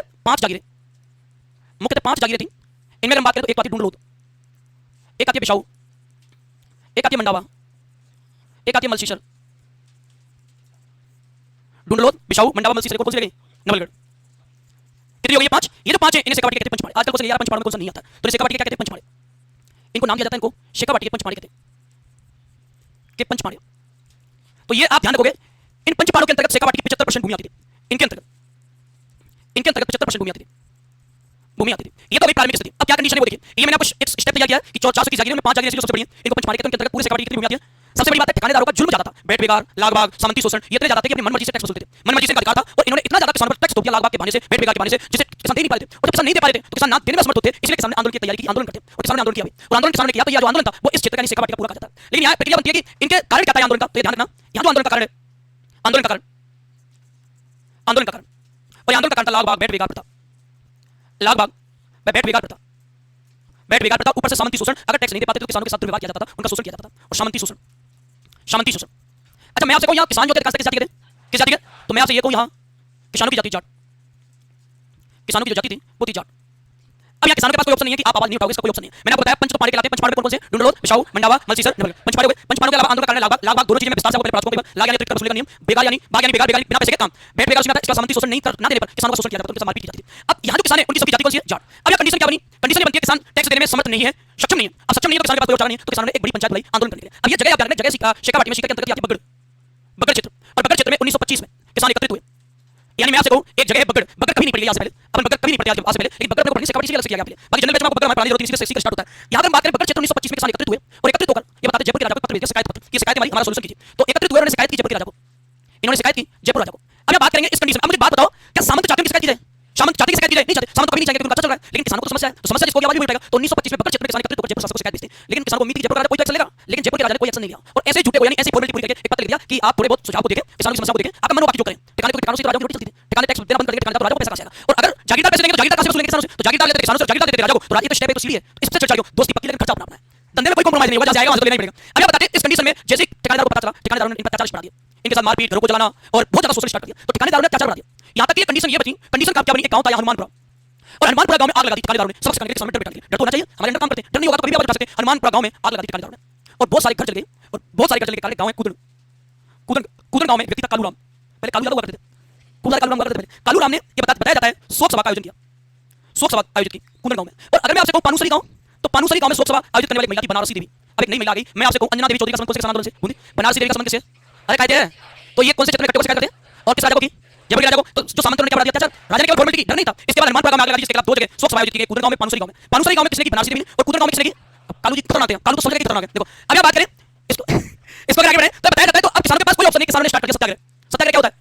सत्य की लड़ाई, निवेदन करो लेकिन हथियार नहीं उठाने, पिट लो लेकिन ना कूटना ना पीटना किसी को। सत्य के लिए निवेदन करना है रुकेशली, यानी निवेदन करना, बोलना नहीं, आवाज रखनी होगी बहुत ज्यादा विनम्र रूप से, उदार व्यवहार से, कोई लड़ाई नहीं करनी। सत्य के लिए आग्रह, आग्रह भी निवेदन, निवेदन यानी उदारपूर्वक। जो सत्याग्रह किसका था? गांधी जी का। गांधी जी ने सत्याग्रह 17 अक्टूबर 1940 को पावनार को महाराष्ट्र से स्टार्ट किया था। इसका पहला सत्याग्रह का भाग है। भारत का सबसे बड़ा अवार्ड कौन सा है? भारत रत्न। भारत का सबसे बड़ा अवार्ड कौन सा है? विश्व का सबसे बड़ा अवार्ड कौन सा है? नोबेल। कौन सा है? किस भारतीय को पहली बार दिया गया? रविंद्रनाथ टैगोर को। गीतांजलि के लिए एशिया का सबसे बड़ा अवार्ड कौन सा है? Ramon Magsaysay. कौन सा है? फिलीपींस से दिया जाता है। और वो एशिया का सबसे बड़ा अवार्ड रेमन मैग्सेसे पहली बार भारतीय को दिया गया, विनोबा भावे को। और विनोबा भावे पहले भारत के क्या थे? व्यक्तिगत सत्याग्रही। और सत्याग्रह में कांग्रेस वाले से तो सत्याग्रह स्टार्ट किया। और सत्याग्रह दो महिलाओं ने किया, फूला देवी, पेपर में आई, फूला काकी थी, काकी थी फूला शेखावटी की, और एक राम प्यारी, पहले ऐसी महिला हुआ करती थी ने किया। अब ये कंडीशन क्या है? ये आंदोलन शेखावटी से बढ़ते हुए सीकर में जाकर जुड़ गया और अपन सीकर को कमेंट कर लेते आगे जाके। अभी शेखावटी नाम से आगे चला, सीधे सीकर में देशराज चौधरी को बुलाया गया बलपुर से। जाटों का नेता था, आवाज उठाता था और नारे लगाता था, जाट जनता खतरे में, इस जाति को बचाओ। तो उसको इनविटेशन भेजा, एप्लीकेशन भेजी सेवा में श्रीमान देशराज जी वैसे आने हेतु महोदय महोदय बड़ी इमरजेंसी है, आप आइए, आप तो बहुत अच्छा नेतृत्व करते, बहुत अच्छे लीडर हो आप तो, इसलिए आप शेखावटी में पूरी जाति को आप आइए। तो देशराज चौधरी आ जाते और देशराज चौधरी ने शेखावटी और सीकर के सारे जाटों को इकट्ठा करके एक सभा बनाई, जाट क्षेत्रीय सभा, और उसके तहत आंदोलन किया। तो सीकर से जुड़ जाते लोग। तो शेखावटी के कुछ टाइम तक बनाने चलते। उसके बाद हमें कितने लोग याद करने? 4 लोग। कालू को रहने दो, 3 याद कर लो, महिला महिला याद कर लो। बनारसी देवी का संबंध शेखावटी, शेखावटी में सत्याग्रह करने वाली कितनी महिला? 2, फूला देवी। और हम बात करें शेखावटी, शेखावटी कौन सी रियासत में आता है? कौन सी में? जयपुर सरकार ने शेखावटी के किसानों के लिए कौन सी संस्था बनाई? कब बनाई? कब नहीं? अच्छा मैं आपसे कहूं छोटी बड़ी कितनी जागीरें थी? सबसे मुख्य कितनी जागीरें? कौन सी? ढूंढलोद, पिसाऊ, मंडावा, ज्यादा बोल दिया देखो कितने क्या कहते हैं इनको, कितनी भूमि आती थी? अच्छा फिर मैं आपसे कहूं यहां आंदोलन का कारण क्या? लागबान, भेड़ बेगार, सामंती सूस, किसान की जाति है। अच्छा यहां किसान कहां इकट्ठे हुए? कब इकट्ठे हुए? कौन इकट्ठे हुए? क्या शिकायत क्या दर्ज कराई? लेकर कहां गए? सामंतों ने क्या बना दिया? कौन सा गांव जला दिया? तो शोक सभा कितने गांव में? एक कौन सा है? कौन सा वाला? और दूसरा कौन सी वाली है? अच्छा क्या किया गया? कितनी थी? कौन सी वाली? कौन सी वाली? कहां से जोड़ देंगे? सीकर से। खत्म शेखावटी, ये बना लेते।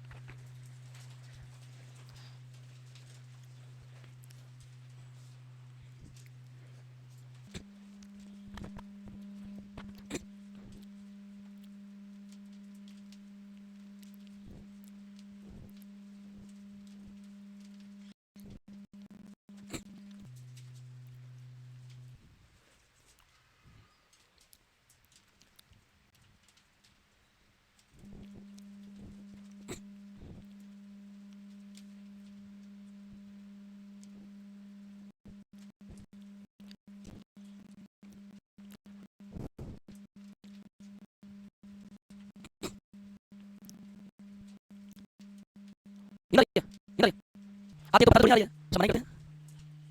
आती है वो आई जाती है, आने वाली चीज आती है, जाना होता है वो आई जाता है। लेकिन ये काम है नाइट का, सोने का। जो काम रात के वो रात को ही करो, जो काम दिन के दिन में करो। अब क्या क्या उल्टा सुल्टा चलता है काम, दिन के काम रात में, रात के काम दिन में। व्यवस्था किसी खराब होगी तुम्हारी? चलेंगे आगे, चलना तो पड़ेगा, जल्दी बनाओ।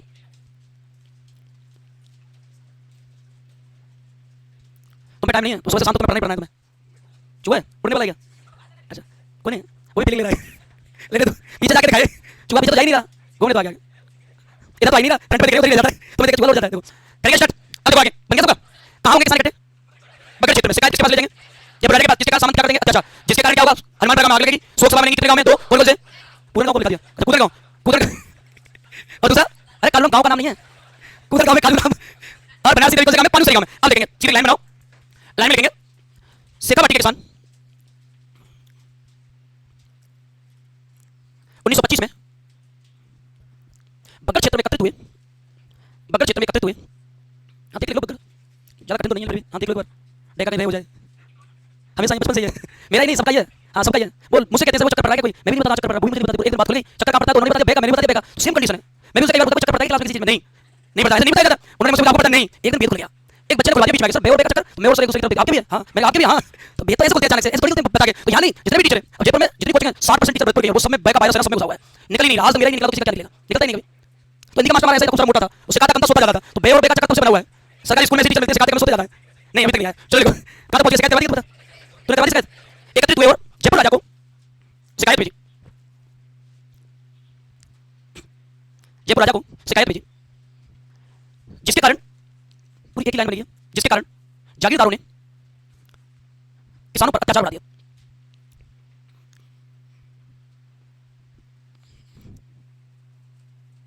अत्याचार बढ़ा दिया। अभी आग लगाना तो पेपर में आता नहीं, लगी छोड़ो। नेक्स्ट लिखेंगे, नोट बनाएंगे 2 लाइन। पहला नोट लगाएंगे, पहले नोट लिखना कूदर गांव में कालू राम ने, कूदर गांव में कालू राम ने, कूदर गांव में कालू राम ने और पानुसरी गांव में बनारसी देवी ने, कूदर गांव में कालू राम ने और पानुसरी गांव में बनारसी देवी ने शोक सभा आयोजित की, शोक सभा, ये शोक सभा देख लो, शोक सभा आयोजित की। और दूसरा दूसरा नोट लगाना तो इंपॉर्टेंट है क्योंकि फूला और रामप्यारी पेपर में आती है, अभी तक नहीं लेकिन आगे आएंगी फूला और रामप्यारी दोनों। नोट लगाने से लिखना शेखावाटी में 1939 में 1939 39 1939 फूला देवी और रामप्यारी ने सत्याग्रह किया था। फूला देवी और रामप्यारी ने सत्याग्रह किया था। अब शेखावाटी को किससे ज्वाइन कर देंगे? सीकर से। सीकर में 2-3 ऐसे पॉइंट मेरे साथ आप लिखोगे, उसके बाद अपन इसके बारे में सुनेंगे। देखो पहली लाइन जो आएगी मेरे साथ बनाते चलेंगे। सीकर का ठाकुर कल्याण सिंह। दूसरा स्टेटमेंट आता है आंदोलन का कारण, अचानक कर क्या हुआ? जो ये कल्याण सिंह है ना, इसने अचानक कर में इसने माना लगा कि लाख प्रथम में बढ़ा देता हूं और मैं जल्दी इनको कम कर दूंगा, अभी दिखाने को जरूरत है इसलिए मैं टैक्स बढ़ा देता हूं। एक तो ये रीजन है। दूसरा आता है इससे पहले जो ठाकुर था इसका पिता, उसकी मृत्यु का बहाना लगाकर मृत्यु भोज का आयोजन किया, यानी मृत्यु भोज किया और मृत्यु भोज में किसानों को दर्शाया कि खर्चा बहुत हो गया है, उसकी भरपाई के लिए मैं आपसे रिक्वेस्ट करता हूं कि एक साल मुझे टैक्स बढ़ा कर दे दो। तो अचानक कर दी गई और एक कर 25 से लेकर 50% तक बढ़ाई गई, हर ठिकाने थोड़ा थोड़ा बढ़ाकर कहीं 49%, 40%, 25 से 50% तक टैक्स बढ़ा दिया। और जब टैक्स बढ़ाया गया तो जिसके कारण एक साल के लिए था, लेकिन कल्याण सिंह ने दोबारा यानी एक साल तक कमी नहीं किया, परमानेंट लगा दिया। किसान मांगी साहब आपने एक साल के लिए बताया हमने 2 साल के कम कर लो, लेकिन कल्याण सिंह ने बिल्कुल नहीं सुनी किसानों की, जो लग गया बढ़ गया देना ही पड़ेगा। अब किसानों के पास कोई चारा नहीं है, अब क्या करना पड़ेगा? आंदोलन। तो मैं आपसे ये कहूं कल्याण सिंह ने अचानक कर वृद्धि कर दी और ये अगर मैं आंकड़ा बताऊं 25 से 50%, 25 से 50% तक कर बढ़ा दिया। यहां भी जो किसान थे वो जाट जाति के, किसानों की जो जाति थी वो जाट जाति के किसान। ये 3 स्टेटमेंट है स्टार्टिंग में कि जाट जाति के किसान थे। सबसे बड़ी बात की मैं आपसे ये कहूंगा कि ये पूरे के पूरे सीक्वेंस में सबसे बड़ी बात है आंदोलन होगा तो आंदोलन का नेतृत्व किया गया और आंदोलन का जो नेतृत्व किया यहां आंदोलन का प्रारंभ में जो नेतृत्व किया प्रारंभ में और जो प्रारंभ में आंदोलन का नेतृत्व किया वो हरलाल सिंह, लेखराम और चेतराम, इन लोगों ने आवाज उठाई। हरलाल सिंह, लेखराम और चेतराम नाम के व्यक्ति ने अचानक कर वृद्धि जो की गई थी उसके खिलाफ आवाज उठाई। लेकिन यहां सबसे बड़ी बात क्या है, एक मैं आपसे कहूं कि राजस्थान में यहां आमंत्रित किया गया था जाटों का एक नेता भरतपुर का देसराज चौधरी, उसे बुलाया गया। देसराज चौधरी ने कहा पहले तो आप एक काम करो, इनको इकट्ठा करो जितना हो सके, लेकिन इनमें तो आपस में बनती नहीं है, ये इकट्ठे कभी नहीं हुआ, आज तक कहीं नहीं इकट्ठे हुए, यहां कैसे हो जाएंगे? पूरे प्रयास किए लेकिन प्रयास करने के बाद भी कोई रिस्पांस नहीं मिला, कोई भी इकट्ठा नहीं हुआ। इस पूरे के पूरे पैटर्न में अखिल भारतीय जाट महासभा का आयोजन हुआ था। अब आप कहोगे अखिल भारतीय जाट सभा बनाई कब गई थी? तो 1907 में मुजफ्फरपुर नाम की जगह यूपी में अखिल भारतीय जाट सभा का गठन किया गया और राजस्थान में उसका जो अधिवेशन किया गया था वो किया गया था पुष्कर में 1925 में। वहां के किसान गए, मोटिवेट होकर आंदोलन को और रूपरेखा नहीं दी और नई दिशा देने के बाद आंदोलन स्टार्ट किया। ये लोग कोई ज्यादा प्रभावी नहीं थे, तीनों प्रभावी नहीं है, बहुत ज्यादा प्रभावी इसलिए नहीं, इन्होंने मांग तो उठाई, नेतृत्व किया, लीडरशिप दी, लेकिन लीडर होने के बाद भी कोई इफेक्ट ज्यादा नहीं डाल पाए, कोई बड़ा नेता चाहिए। देसराज चौधरी को आमंत्रित किया गया। देसराज चौधरी ने एक समाचार पत्र चलाया राजस्थान संदेश, कभी किताबों ने नहीं छापा। राजस्थान संदेश नाम के समाचार पत्र में उसने शेखावाटी और सीकर दोनों आंदोलन के बारे में लेख छापा। एक समाचार पत्र कौन सा था? राजस्थान संदेश। बिचौलिया में कितने समाचार पत्र याद करवाए थे मैंने आपको? 8। कितने याद करवाए थे? 8। वो फिक्स है, इंपॉर्टेंट भी है। सीकर किसान आंदोलन की एक और खास बात है, इसका लेख यानी इसके बारे में छापने वाले समाचार पत्र एक साथ लिखा है, इसलिए इसके बारे में छापने वाले समाचार पत्र और इसके बारे में समाचार पत्र जो छापने वाले हैं उनमें एक तो तरुण राजस्थान। चलो बताओ तरुण राजस्थान किसने चलाया? कहां से? अजमेर से। ठीक है, इसका तो होशियार कर दिया गया है ना कुछ टॉपिकों में। राजस्थान, तरुण राजस्थान में जो खबर छापी वो छापी थी रामनारायण चौधरी ने। देखो यहां भी आ गया, कहीं भेजे थे फिर जाओ टिकट को करवानी है रामनारायण चौधरी ने। और एक साल सबसे बड़ी बात है, लंदन का अखबार है डेली हेराल्ड, उस अखबार में भी खबर छापी गई। एक विदेशी अखबार में पहली बार खबर सीकर की, तो लंदन के डेली हेराल्ड में, लंदन के डेली हेराल्ड में, और एक राजस्थान संदेश नाम का समाचार पत्र था। देसराज चौधरी ने। अब यहां से अपन सुनेंगे इस पूरी प्रक्रिया को अपन पढ़ेंगे। ये सीकर में आंदोलन की स्टार्टिंग है। सीकर में आंदोलन का कारण आपको क्या बताना है? अचानक कर वृद्धि। कितने से कितने परसेंट बढ़ाया गया? 25 से 50%। इसके खिलाफ किस जाति के किसानों ने आवाज उठाई? जाट। और मैं आपसे को नेतृत्व करता कितने बताएंगे? 3। हरलाल, लेखराज, चेतराम लेखराज याद करना कोई बड़ी बात नहीं है। 3 न्यूज़पेपर मैंने एक साथ इसलिए लिखा है, मैं आपको अलग-अलग लिखा सकता हूं, आपको एक साथ आपने टारगेट पेपर पास करना। कौन सा न्यूज़पेपर में इंफॉर्मेशन देता है? तो तरुण राजस्थान में किसने छापा? रामनारायण चौधरी ने। लंदन के किस अखबार में? डेली हेराल्ड में। और राजस्थान संदेश में किसने छापा? देसराज चौधरी ने। सबसे मेन बात है रामनारायण चौधरी पर शेखावाटी और जयपुर में प्रवेश पर रोक लगा दी, व्यवस्था ये खराब करता सब जगह। बूंदी में पहुंच गया, शेखावाटी में पहुंच गया, अलवर में पहुंच गया, कहीं पहुंच जाता है, खाली है बिल्कुल, खाली यानी खाली। देखो हां जो भी ठाला देखो हो गई थी शादी हो गई थी, मैडम भी थी, लेकिन कई लोगों को आदत होती है इधर उधर जाने की, तो ये यानी अपन कह सकते हैं कि इसे मैडम भी दुखी थी, कहां घूमता रहता है पता ही नहीं, बुलाना पड़ता है। देखो इसके बारे में छापने वाले समाचार पत्र कितने हो गए? 3। पहला कौन सा? तरुण राजस्थान, दूसरा डेली हेराल्ड और तीसरा कौन सा है? तीनों में खबर छापी गई। विरोध पूरी तरह से मूड में थे, किसान की हल्के में नहीं लेंगे आंदोलन को। लेकिन सबसे बड़ी बात यह है इस जाति के किसानों को इकट्ठा करना सबसे बड़ी बात है, इकट्ठे होते ही नहीं। अब इकट्ठे नहीं होते तो कैसे करें? तो ये बताते देसराज चौधरी आंदोलन से जुड़े और देसराज चौधरी ने बीच का रास्ता निकाला और देसराज चौधरी ने एक संस्था बनाई राजस्थान जाट क्षेत्रीय सभा। राजस्थान जाट क्षेत्रीय सभा की स्थापना 1931 में की। ये बताइए बन गया क्या? आगे चलेंगे, देखो एक बार यहां क्या हुआ। पूरी जिम्मेदारी ली जाटों का नेता देसराज चौधरी का समाचार पत्र कौन सा बताया मैंने? राजस्थान संदेश। कौन सा? राजस्थान का पहला अखबार पढ़ा कभी? याद कर लेना, मैं आपको बता रहा हूं। मजरूल सुरूर कौन सा है, याद कर लेना। राजस्थान का पहला अखबार कौन सा है, और निकाला गया था भरतपुर से 1839 में। राजस्थान के पहले अखबार का ट्रेंड है पेपर में इस टाइम, इसलिए याद करवा रहा हूं। अखबार राजस्थान का पहला कौन सा है, मजरूल सुरूर। कहां से निकाला गया, भरतपुर से। कब निकाला गया, 1839 में। जाटों का प्रमुख व्यक्ति राजस्थान में कौन था, देसराज चौधरी। शेखावटी आ गया, क्या है देखिए इसको एक बार। देसराज चौधरी जी ने राजस्थान जाट क्षेत्रीय सभा का गठन किया। राजस्थान जाट क्षेत्रीय सभा, इसका उद्देश्य क्या है, 1931 में बनाई गई भैया। अब यहां समझेंगे एक सारी बात। राजस्थान जाट क्षेत्रीय सभा का संगठन का एक उद्देश्य था, जाट जाति के किसानों को इकट्ठा करना। हमें इकट्ठा करना है। राजस्थान में जाट अगर इकट्ठे हो गए शेखावटी के, फिर आंदोलन बड़ी बात नहीं, आंदोलन को सफल करना। मैं आपसे कभी भी पूछा जाता है राजस्थान जाट क्षेत्रीय सभा कब बनाई गई थी, और ये बनाई थी देसराज चौधरी ने। क्या टारगेट था, आवाज लगाना है, उठाना, किनकी आवाज उठाना। लेकिन ये किस पैटर्न पर बनाई गई, ये पैटर्न पर बनाई गई अखिल भारतीय जाट सभा। ये इंपॉर्टेंट है थोड़ी, अखिल भारतीय जाट सभा के पैटर्न पर बनाई गई। अब ये तो है केवल राजस्थान की संस्था, और ये अखिल भारतीय पूरे इंडिया नेशनल लेवल पर जाट सभा, अखिल भारतीय जाट सभा। इसकी स्थापना हुई थी 1907 में, और इसकी स्थापना हुई थी मुजफ्फरपुर यूपी में। मुजफ्फरपुर यूपी में। अब हमें कुछ नहीं करना, हमने दो चीजें एक साथ कैसे याद करनी है। आपसे पूछा जाए राजस्थान जाट क्षेत्रीय सभा का गठन कब हुआ, 1931 में। अखिल भारतीय जाट सभा का गठन कब हुआ, 1907। दोनों एक साथ इसलिए कि दोनों याद करनी, अपने दोनों काम की। अब यह बताते हैं कि इसका उद्देश्य जाट जाति के किसानों को इकट्ठा करना, इसका उद्देश्य है जाटों को संगठित करना और आंदोलन को प्रभावी करना, जाटों को संगठित करना। लेकिन ये जाति कभी एक होती नहीं है, इसलिए कोई सभा का कोई पॉजिटिव रेस्पॉन्स नहीं आया, कोई नहीं आया इनके इकट्ठा होने, समस्या पैदा हो गई। फिर इन्होंने इसकी सभा की 1932 में झुंझुनू में, बसंत पंचमी के दिन कि शायद किसान आ जाएंगे, लेकिन किसान तो आए 60,000 किसान आने के बाद जाट संघर्ष समिति नाम से एक संस्था और बनाई, लेकिन कोई रेस्पॉन्स नहीं निकला। तो इसका सम्मेलन तो हुआ था बसंत पंचमी को 1932 में, बसंत पंचमी को 1932 में झुंझुनू में, लेकिन इसका कोई रिस्पांस नहीं आया। 60,000 किसान आए तो सही, लेकिन कोई बहुत बड़ा इफेक्ट नहीं निकला। देसराज जी टेंशन में आ गए कि क्या कौन सा पैतरा अपनाया जाए इकट्ठा करने के लिए। अब कोई पैतरा नहीं है। अब उनको पता था उस जाति का, तो पता कमजोरी क्या, वीक पॉइंट क्या, वीक पॉइंट है खाना। भंडारा कर दो, भंडारे का नाम सुनते लाइन लग जाए, एक भी नहीं रुकेगा, खुद ही नहीं आएंगे, रिश्तेदारों को भी उठा लेंगे। इस जाति का वीक पॉइंट है, इसका वीक पॉइंट है, अपना भी वीक पॉइंट है, सबका वीक पॉइंट है। खाना कहीं दिख जाएगा, चले जाते देखो। तो इसने भंडारे की घोषणा कर दी, और एक घोषणा करके इस सभा में भंडारे की घोषणा कर दी कि आपको इकट्ठा। देसराज चौधरी सीधे तो कहेगा भंडारा करो इकट्ठे करने के लिए। उसने कुछ नहीं कहा कि उसने इंटरनली प्लानिंग की, एक भंडारा कर दे, यज्ञ का नाम देंगे उसे, महायज्ञ, प्रजापति महायज्ञ, पलथाना में करेंगे, पलथाना जगह सीकर में 1934 में। उसमें सारे जाटों का इन्विटेशन है, भंडारे में खूब खाइए, जब तक भट्टी चले तब तक खाइए। अब सबसे बड़ी बात है, ये जो प्रजापति महायज्ञ, इसको नाम दिया गया प्रजापति महायज्ञ, और प्रजापति महायज्ञ की घोषणा कर दी। और प्रजापति महायज्ञ का जो आयोजन हुआ था वो हुआ था 20 से 29 जनवरी 1934 को, और एक जगह पलथाना, और पलथाना जगह सीकर में। अच्छा मतलब प्रजापति यज्ञ का उद्देश्य क्या है, जाटों को इकट्ठा करना। इकट्ठा करना, हमें ध्येय पता, ध्येय क्या है, मोटिव क्या है। यहां मैं आपसे कहूं, इसका मुझे बताओ, यज्ञ बिना ब्राह्मण के पंडित के होते क्या, ब्राह्मण चाहिए, पुरोहित मन स्वागत करवाएगा कुछ टाइम के लिए, कुछ टाइम स्वागत करवाएगा। तो इसका पुरोहित था खेमराज, इसका पुरोहित बनाया खेमराज। और इसका ये बताते हैं जुलूस निकालने के लिए व्यक्ति नियुक्त किया था हुकुम सिंह। जुलूस के लिए हाथी सजाया गया, और हाथी पर बैठकर, इसका नियम था जब यज्ञ होता था तो हाथी पर बैठा के जुलूस निकालते थे, पॉजिटिव रेस्पॉन्स के लिए, पॉजिटिव प्रभाव के लिए। ऐसी मान्यता थी कि पॉजिटिव रिजल्ट आते हैं। तो हाथी पर कैसे बैठाएंगे, स्वागत कौन करवाएगा, लोग इकट्ठे होंगे, कब से कब तक, 20 से 29, 9 दिन में बड़ा भंडारा है, आसपास का सारा एरिया कवर हो जाएगा। यहां उद्देश्य मोटिव क्या है यज्ञ का, क्या मोटिव है, देह इकट्ठा करना। लेकिन जितनी आप प्लानिंग करते हो ना, एक कदम आगे सोचते हैं। भंडारे में जो आते हैं, भंडारे में जो आते हैं ना, एक कदम आगे सोचते हैं। उन्होंने कह दिया अभी तो सभा बनाई थी, अभी पंचायत की थी, कोई कुछ खाने के लिए नहीं दिया, पंचायत का रास्ता, कोई और मोटिव है, भंडारे तो छोड़ नहीं सकते, जाएंगे तो सही, फिर देखते हैं आगे क्या है। खूब सारे लोग 9 दिन में पहुंच गए। देसराज ने 2-3 वफादार नियुक्त कर दिए, उनसे कहा जितने जाट जाति के लोग खाना खाएं, खाना खाने के बाद उन्हें एक रूम में इकट्ठा करना, उन्हें बता दें कि उधर आपको कुछ टाइम वेट करना। तो जैसे सारे लोग इकट्ठे हो जाएंगे, हम मीटिंग कर लेंगे, हम उन्हें संबोधित कर देंगे। 8 दिन यज्ञ चलेगा, 9वें दिन भंडारा है, 9वें दिन सारे एक साथ आएंगे, उन्हें एक जगह ग्राउंड में इकट्ठा करना, जिन्हें मैं मोटिव करूंगा या मोटिवेट करूंगा आंदोलन के लिए। उद्देश्य फिक्स है, मोटिव फिक्स है, पहले खाना खाना है, पहले ही अगर उन्हें बता दिया तो भाग जाएंगे, टेंट वेंट भी ले जाएंगे, वैसे बुला लिया। अगर आए तो बिना खाए नहीं जाएंगे, बट्टी ले जाएंगे, तो कड़ाई उठा ले जाएगा, कोई कुछ ले जाएगा, कई हलवाई को उठा ले जाएंगे। चलो तो बताते यहाँ इकट्ठे हो गए, खूब सारे लोग आए, खूब सारे लोग आते। एक आंख उन किसानों की क्यों बुलाया है, और एक आंख खाने पे, माल तो बढ़िया खाने का। एक आंख उधर में नजर कौन रख रहा है, तो शक हो गया कोई दूसरा मैटर है। तो सारे जाटों को बताया कि आप खाना खा के उधर बैठेंगे थोड़ी देर के वेटिंग रूम में। सबने सुन लिया, उनसे खाना तो खा ले पहले, देखेंगे कहां बैठेंगे, वेटिंग रूम में बैठेंगे, तुम बैठेंगे, हम बैठेंगे वेटिंग रूम में, वो तो बाद की बात है। तो खाना खाया, खाना खाने के बाद पहले स्टार्टिंग का जो थे लोग, उनको भेजा गया, तो वहां 10-15 मिनट बैठे। बैठने के बाद देखा कोई आ तो रहा नहीं, बेसी टाइम खराब हो रहा है, तो चुप-चुप एक-एक से निकल गए, एक-एक से निकल गए, और एक-एक से कोई भट्टी की साइड में निकल गया, कोई खिड़की से निकल गया, कोई चुपचाप बहाना लगा के निकल गया, कोई कैसे गायब। 20 मिनट बाद देसराज जी के कितने इकट्ठे हैं, देखा तो कोई नहीं है। तो उन्होंने पूछा भाई यहाँ तो कोई नहीं है, उस हमने तो भेजे थे, पता नहीं कहां गए। अब वो जो लोग निकल के गए, अब बाजा के माहौल बनाएंगे, बाजा के वो बताएंगे कि खाना खिलाते इकट्ठा करते बेटे रूम में, हम तो धोखा देके आ गए, तुम्हें भी देना धोखा, तो जा रहे हैं रास्ते में बताते गए, ठीक है हम वेटिंग रूम तक पहुंचने ही नहीं है। तो वो क्या करने लगे, खाना खाया, टेंट ऊपर किया, नीचे के पार।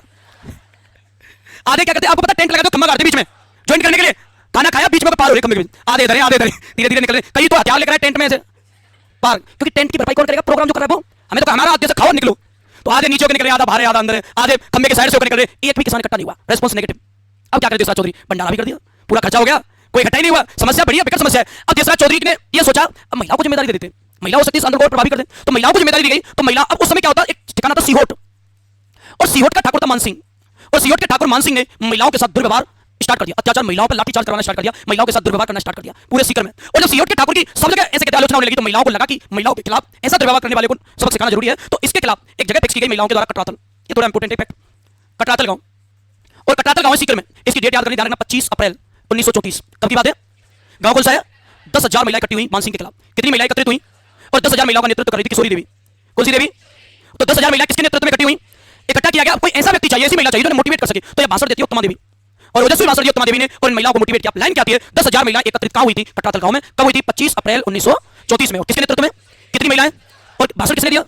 अब ये कहते हैं इसके खिलाफ एक माहौल तैयार हुआ। माहौल तैयार हुआ तो टैक्स की जो मांग की किसानों ने बिल्कुल मना कर दिया, हम टैक्स नहीं देंगे, 1% भी टैक्स नहीं देंगे, किसी भी कीमत पर नहीं देंगे। तो एक अंग्रेज अधिकारी आया था, कैप्टन बेब, एक अंग्रेज अधिकारी आया कैप्टन बेब, और कैप्टन बेब को लगा कि टैक्स यहाँ के जागीरदारों को नहीं दिया, मैं जाऊंगा तो सब टैक्स दे देंगे। और ये बताते कैप्टन बेब गया टैक्स वसूल है, कूदन गांव में पहुंचा, और कूदन गांव में पहुंचा, ये बात है। अब यहाँ एक लॉजिक याद रखेंगे, 10,000 महिलाएं कब इकट्ठी हुई, जस्ट एक साल बाद कौन सी डेट आएगी, 25 अप्रैल 1900, यही लॉजिक लगाना, कटरातल के जस्ट एक साल बाद 25 अप्रैल 1935।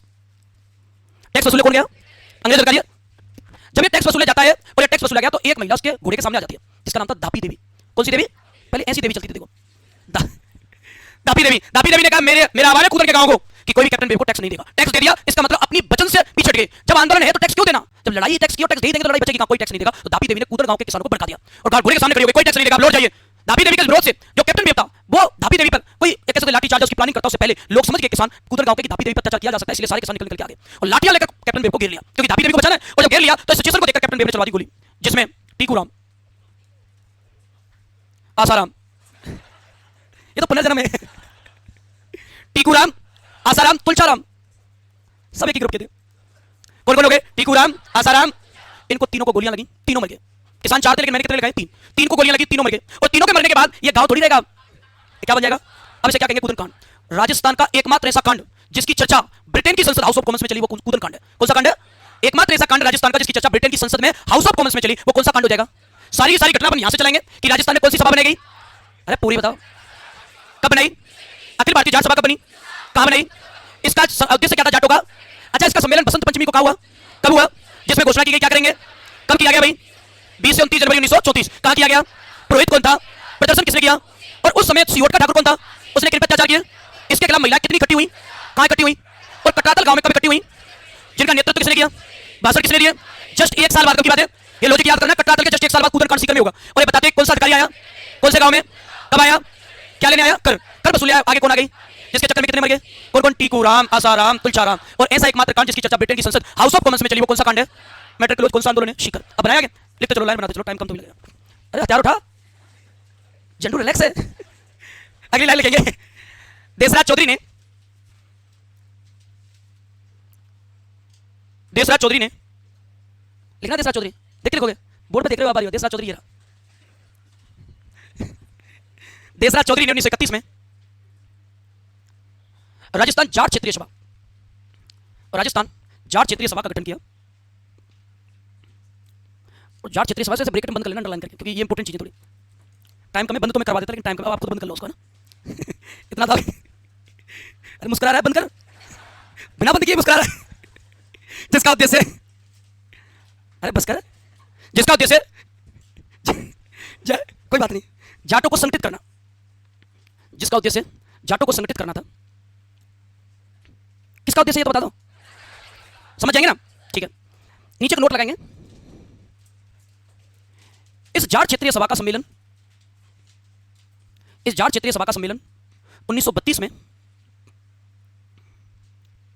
झुंझुनू में बसंत पंचमी के दिन हुआ। झुंझुनू में वसंत पंचमी के दिन हुआ, जिसमें महायज्ञ की घोषणा की गई, जिसमें महायज्ञ की घोषणा की गई। अब एक नोट लगाएंगे, क्योंकि ये कई बार आ जाता है, अखिल भारतीय जाट महासभा का क्वेश्चन, सीकर के आंदोलन के संदर्भ में, नोट लगा के लिखना, अखिल भारतीय जाट महासभा, अखिल भारतीय जाट महासभा की स्थापना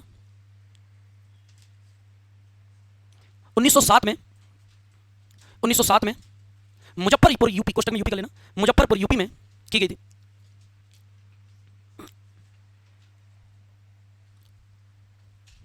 अब आयोजन करेंगे प्रजापति महायज्ञ का, देखो आयोजन किया प्रजापति महायज्ञ का। और प्रजापति महायज्ञ का जो आयोजन है, समय बता सकते हो आप, 20 से 29 जनवरी 1934। पुरोहित कौन बताया था मैंने, खेमराज।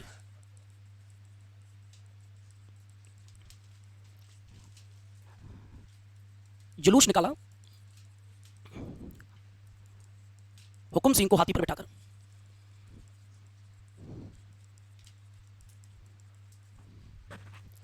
इसके बाद एक घटना आती है कटरातल।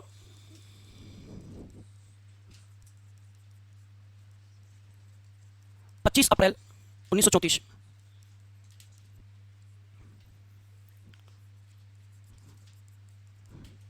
और एक आएगा कूदन कांड।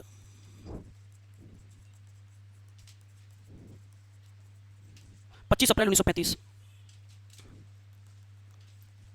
चले कटरातल घटना में पहुंच गए। घटना में कोई बार लाइन लिखेंगे पूरी।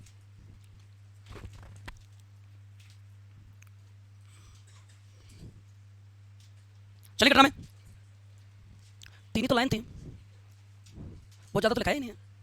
इस घटना में लिखना सीहोट के ठाकुर मानसिंह। सीहोट लिखूं? सीहोट ठाकुर भी लिखूं? ठाकुर लिख लोगे। सीहोट के ठाकुर। आपको पता है कांड हुआ था काकोरी कांड, सुना आपने? काकोरी कांड में ठाकुर था रोशन सिंह, और जब फांसी की सजा सुनाई गई थी जज होटलैंड के द्वारा काकोरी कांड में बिस्मिल अस्फाकुल्लाह खां इन दो को मुख्य फांसी सुनाई गई थी। एक राजेंद्र लाहिड़ी को, सचिंद्र सान्याल को आजीवन कारावास था। रोशन सिंह को फिक्स नहीं किया गया क्या दिया जाएगा। रोशन सिंह ठाकुर उस दिन सुनवाई में गया नहीं था। और जब ये बताते हैं कि जब ये सुनवाई सुन के आए तो ठाकुर बैठा था, रोशन सिंह बैठे थे। उन्होंने कहा पंडित जी ठाकुर को कितनी सजा हुई है? ठाकुर आपको तो शायद कम ही सजा होगी, आपकी पता ही नहीं है। आपको क्या सजा हुई? तो बिस्मिल और अस्फाकुल्लाह खां खुद से फांसी मिली है, मृत्यु दंड हम जल्दी अपने उद्देश्य में पूरा कर लेंगे। तो जब उन्हें इस चीज की खुशी हो रही थी तो रोशन सिंह को ठाकुर को बड़ा बुरा लग रहा था कि ठाकुर को कम सजा क्यों? ट्रेन तो मैंने भी लूटी है, तो मुझे सजा कम क्यों? ट्रेन तो मैंने भी लूटी है, तो मुझे भी सजा की बराबरी मिलनी चाहिए, मैं कुछ नहीं हूं सजा से। तो कहते क्या करें, फिर करना तो पड़ेगा कुछ। तो वो क्या करता है, सचिंद्र सान्याल के साथ झगड़ा करने लग जाता है। जेल में जब झगड़ा होता है तो आपातकालीन सायरन बजता है कि कैदियों में झगड़ा, तो खूब सारी फोर्स आई उठा लेगी चारों को, फिर जज के सामने खड़ा कर दिया। एक साल में तीनों बिस्मिल अस्फाकुल्लाह खां सचिंद्र सान्याल, एक साल में ठाकुर अकेला रोशन सिंह। तो जज होटलैंड कहता है रोज ठाकुर तू तो अच्छा हुआ, तुझे मृत्युदंड नहीं दिया गया है, तेरी सजा कम होगी। तो रोशन सिंह कहता है यही तो टेंशन है, सजा कम क्यों? मैंने भी तो पैसे लूटे, मैंने भी तो खजाना लूटा, तो मुझे सजा क्यों? होटलैंड कहता है मैं दया आ गई तुझे छोड़ दिया। ठाकुर ने जूता उतारा और जूता उतार के जज होटलैंड के मुंह पे मारा। अब बता ठाकुर की अब सजा क्या होगी? होटलैंड गुस्से में खड़ा हो गया, जज को जूता मारा है, तुझे माफ कर दिया, कोई वैल्यू नहीं है। ठाकुर माफी नहीं चाहता, तुम्हारा रेमो क्रम की चीज नहीं चाहिए, तुम्हारी दया तो चाहिए नहीं अंग्रेजों की। अब बता ठाकुर को क्या सजा होगी? तो होटलैंड गुस्से में आकर कहता है रोशन सिंह ठाकुर को फांसी की सजा दी जाए। अब मुस्कुराता है, पहले कहता जूता वापस कर, जूता वापस किया। अब उसको जब फांसी की सजा हुई तो इस्माइल देकर रामप्रसाद बिस्मिल जी को कहता है पंडित जी आपने क्या सोचा, अकेले जाएंगे? देखो ठाकुर भी साथ जाएगा। अब ठाकुर साथ जाएगा क्योंकि हिंदू धर्म में पुनर्जन्म की मान्यता है। अगर अंग्रेज नहीं भागे एक बार और आएंगे, फिर से ट्रेन लूटेंगे, जब तक ये भागेंगे नहीं हमेशा हमेशा के लिए हम आते रहेंगे, बार बार आते रहेंगे। एक ही व्यक्ति था जिसे इस्लाम धर्म में पुनर्जन्म की मान्यता कम नहीं बताते, वो बताते व्यक्ति मरने के बाद जन्नत में जाता है, ईश्वर के पास शरण लेता है, वहां से आने की अनुमति नहीं। अस्फाकुल्लाह खां कहता तुम तो आ जाओगे, मैं तो आ ही नहीं सकता, मैं तो मजहब के हाथों बन जाता हूं, मैं कैसे कहूं मैं वापस फिर आऊंगा, मैं तो मजहब के हाथों बन जाता हूं। अगर मुझे जन्नत नसीब हुई और ईश्वर से जन्नत में भेंट हुई तो मैं ईश्वर के सामने झोली फैलाकर एक जन्म और मांगूंगा, क्योंकि मुझे ठाकुर के साथ और इस बिस्मिल के साथ एक बार और मरना है। तो जो ठाकुर है, ठाकुर की अलग ही ठाट थे, जूता मारकर फांसी लेने वाले भारत में है ठाकुर। ये ठाकुर के ठाट थे, जज को जूता मारकर। अब बता सजा क्या है? तो उसने कहा पंडित जी आपने क्या सोचा, अकेले जाओगे? देखो ठाकुर भी साथ जाएगा, फिर आएंगे वापस, भागेंगे नहीं। तो ऐसे सीहोट का ठाकुर था मानसिंह, और मानसिंह के खिलाफ 10,000 महिलाएं, 10,000 महिलाएं किशोरी देवी के नेतृत्व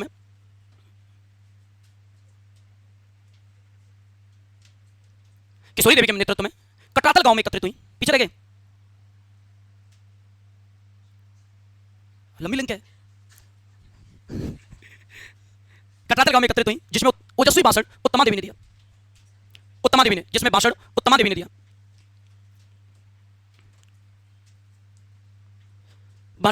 दिया। हो जाएगा। इसके बाद कांड लिखेंगे, कूदन कांड। ये आपको लॉजिक लगाना ये, और इसमें फिक्स एक साल का अंतर है। 25 अप्रैल 1934 कटरातल, 25 अप्रैल 1935 कूदन कांड। कूदन कांड डाल दिया, कूदन कांड में चले। इसमें लिखना, हाँ किसी की बस वगैरह लेट हो तो जा सकते हैं क्योंकि क्लास लंबी चलेगी अभी 9 बजे तक बस। हाँ जल्दी तो 11 बजे तक चल जाएगी। कूदन कांड में लिखना, हाँ यही रख लेंगे, आप जमाई कर लेते हैं। हाँ खाना तो आ ही जाएगा, और वैसे खाना पढ़ने वाले तो वैसे कम खाते हैं। चिप्स मंगाते, खाने वाले चिप्स खाते हैं, पुरुषों के लिए खाना मंगा देंगे, इन्हें भारी चाहिए। कूदन कांड में लिखना अंग्रेज अधिकारी कैप्टन बेब, अंग्रेज अधिकारी, अच्छा धापी आएगी क्या अब लेकर आएंगे। कैप्टन बेब कुछ कर्मचारियों को लेकर कूदन गांव में कर वसूलने गया। जिसके सामने धापी देवी ने खड़े होकर उसका विरोध किया, सामने खड़े होकर इसका विरोध किया, और इसके आह्वान पर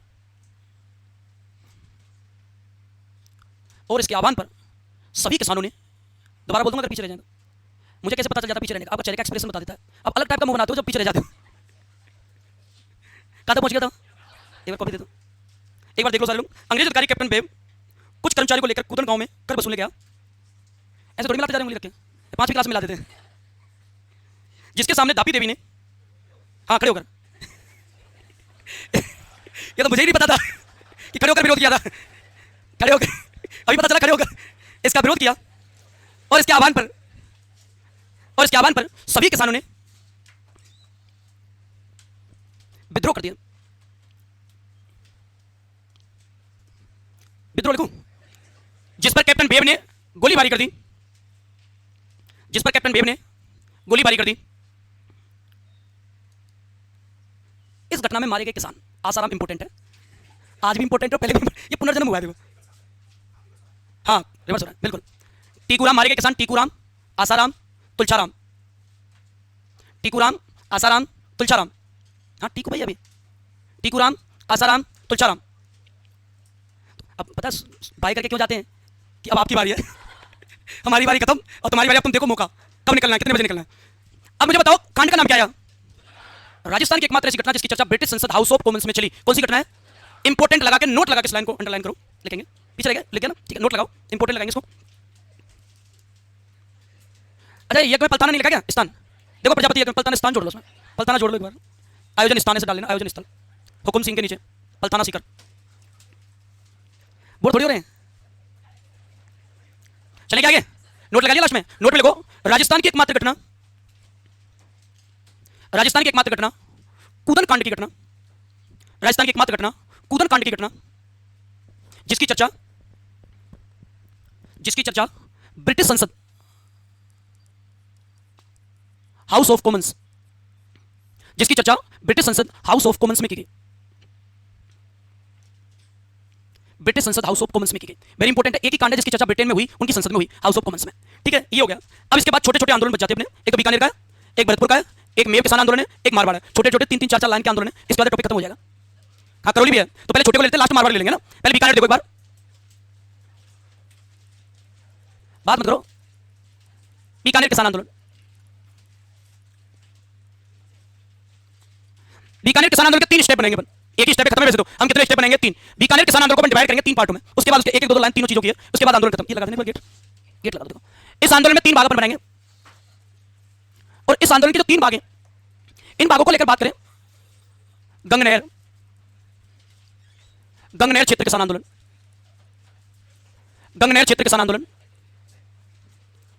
इसके बाद आता है जागीरी क्षेत्र किसान आंदोलन, जागीरी क्षेत्र किसान आंदोलन। और इसी के अंतर्गत बीकानेर की मेन सीमा से बाहर एक जगह है दुधवा खारा। ब्रेक लेना है 10 मिनट का, लेना है क्या? 5 मिनट में आ जाओगे? ठीक है, जाओ पानी वानी पी लो 5।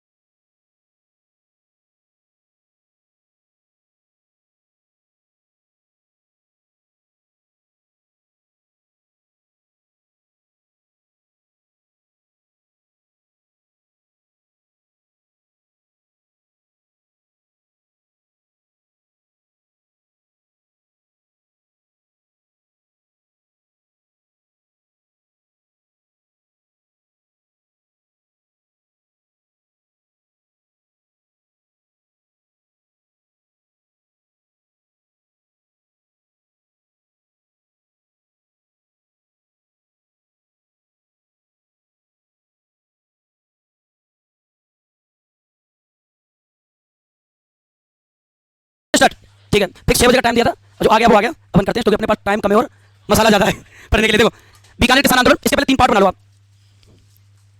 तीसरा जो पार्ट है वो है, यहाँ बीकानेर के अंतर्गत एक ठिकाना आता था दुधवा खारा, जगह आती थी, परगना आता था दुधवा खारा। दुधवा खारा किसान आंदोलन, और दुधवा खारा किसान आंदोलन को अपने को पढ़ना है क्लास में। वो भी दुधवा खारा किसान आंदोलन 3 हो गए, कुछ नहीं, 2 लाइनों के पूरे 3 के 3 मीटर है, 2 लाइन आएंगे बस। सबसे पहले अगर हम बात करें, अच्छा जागीरी और खालसा में बार बार आपको फोकस करवाता हूं, जागीरी और खालसा। तो जागीरी और खालसा में तो समझते हो, खालसा जी सीधे राजा का नियंत्रण हो और जागीरी से मीडिएटर हो, सामंत हो। सबसे पहले गंगनेर क्षेत्र, अभी वही है, 10 मिनट बाद चेंज होगा। गंगनेर क्षेत्र किसान आंदोलन,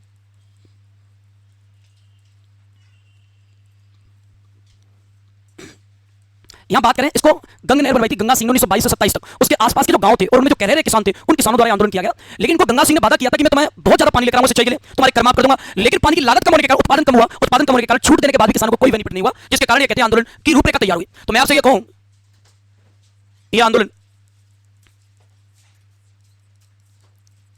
गंगनेर क्षेत्र के किसानों द्वारा किया गया, किसानों द्वारा किया गया। और इसमें लेकर हम बात करें, गंगनेर क्षेत्र के किसानों का आंदोलन था, मेरे साथ बनाते चलेंगे इनको। बीकानेर शासन, गंगा सिंह, क्या हो गया, कोई वैसी बात नहीं क्या? देखो यहां बीकानेर शासन गंगा सिंह 1887 से 1943 तक इनका कार्यकाल है, ने निर्माण करवाया। अरे कैसी आवाज आ रही है? गंगनेर का 1922 से 1927 तक, गंगा दास नहीं, गंगा सिंह है। हाँ, गंगनेर है। 1922 से 27 तक वादा किया, मैं आपके लिए पानी लाऊंगा, पानी मतलब नहर में लाऊंगा सच्चाई होगी, आपका उत्पादन बढ़ेगा, तो उत्पादन बढ़ेगा तो भाई टैक्स भी बढ़ेगा। तो ये वादा किया, लेकिन गंगनेर को लेकर आए थे सतलज नदी से, लेकिन इसमें पानी की आवक कम रही हमेशा ही, जिसके कारण छूट देने के बाद भी किसानों को कोई रियायत नहीं मिली, जिसके कारण क्षेत्र के किसानों द्वारा करने के कारण इसको क्या कहा गया, गंगनेर क्षेत्र किसान आंदोलन। इसके बाद आता जागीरी क्षेत्र किसान आंदोलन।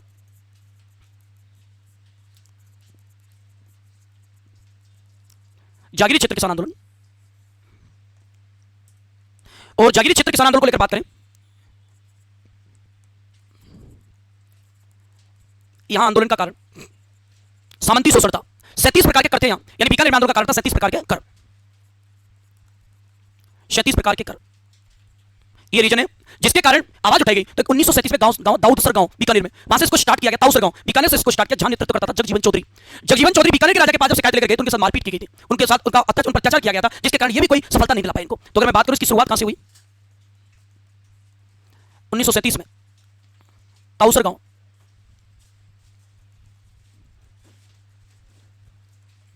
दूर से थोड़ी आते रहते तो सब आसपास ही होंगे ना, पहुंच जाओगे ना 7 बजे बाद भी घर नहीं पहुंचोगे? नहीं मतलब 7 बजे घर तो पहुंच जाओगे, 8 तो पहुंच जाओगे। हाँ, व्यवस्था तो है ना जाने की, समस्या थोड़ी है। दाऊसर का वैसे डेली 7 बजे फ्री होते हो आप? अच्छा, आज बोनस में है क्या? देखो बीकानेर में से हुई, यहां नेतृत्व करता जगजीवन चौधरी। यहां जो नेतृत्व करता पढ़ते अपन, वो पढ़ते जगजीवन चौधरी। जगजीवन जी बार बार गए, प्रयास किए कि मांगे मनवा ली जाए, लेकिन इनकी कोई मांग नहीं मानी गई। मारपीट और साथ में बोनस में मारपीट की गई इनके साथ राजा के द्वारा। अब देखो इसके बाद इस कंडीशन में क्या कहते हैं, 1946 में बीकानेर के किसान बीकानेर के राजा के पास शिकायत, क्या कर रहा है? अरे झंडू क्या कर रहा है इतना तक अंग्रेज पता ही नहीं कहां बैठा है, पूरी फीलिंग ले रहा है सब कुछ बोल के। देखो तो यहां आंदोलन का कारण है सती। अरे अरे क्या खा लिया अभी 10 मिनट में? जंग तो नहीं लग गई है? पेट में हो रहा है, पेन हो रहा है, तो खड़े होकर बाहर घूमे थोड़ी देर, अंग्रेज ले रहा है तो से आवाजें और आ रही है। 6 बजे बाद बजने लग जाता है तो जो आवाज आने लग जाती है, हो जाता है कि कोई बात नहीं, अभी एक बार कर लो आप ढंग से, मैं इधर देखूंगा, मैं इधर देखता हूं जब तक। देखो एक बार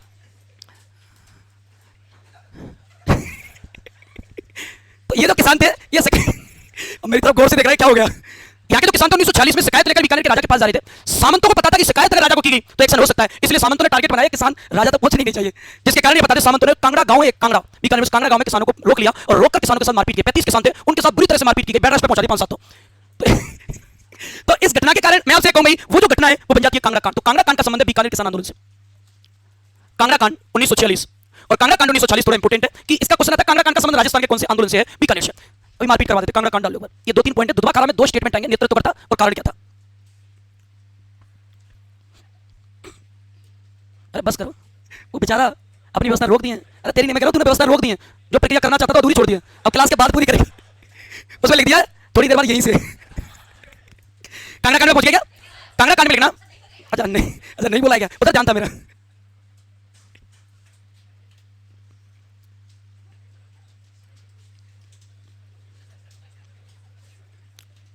हो गया?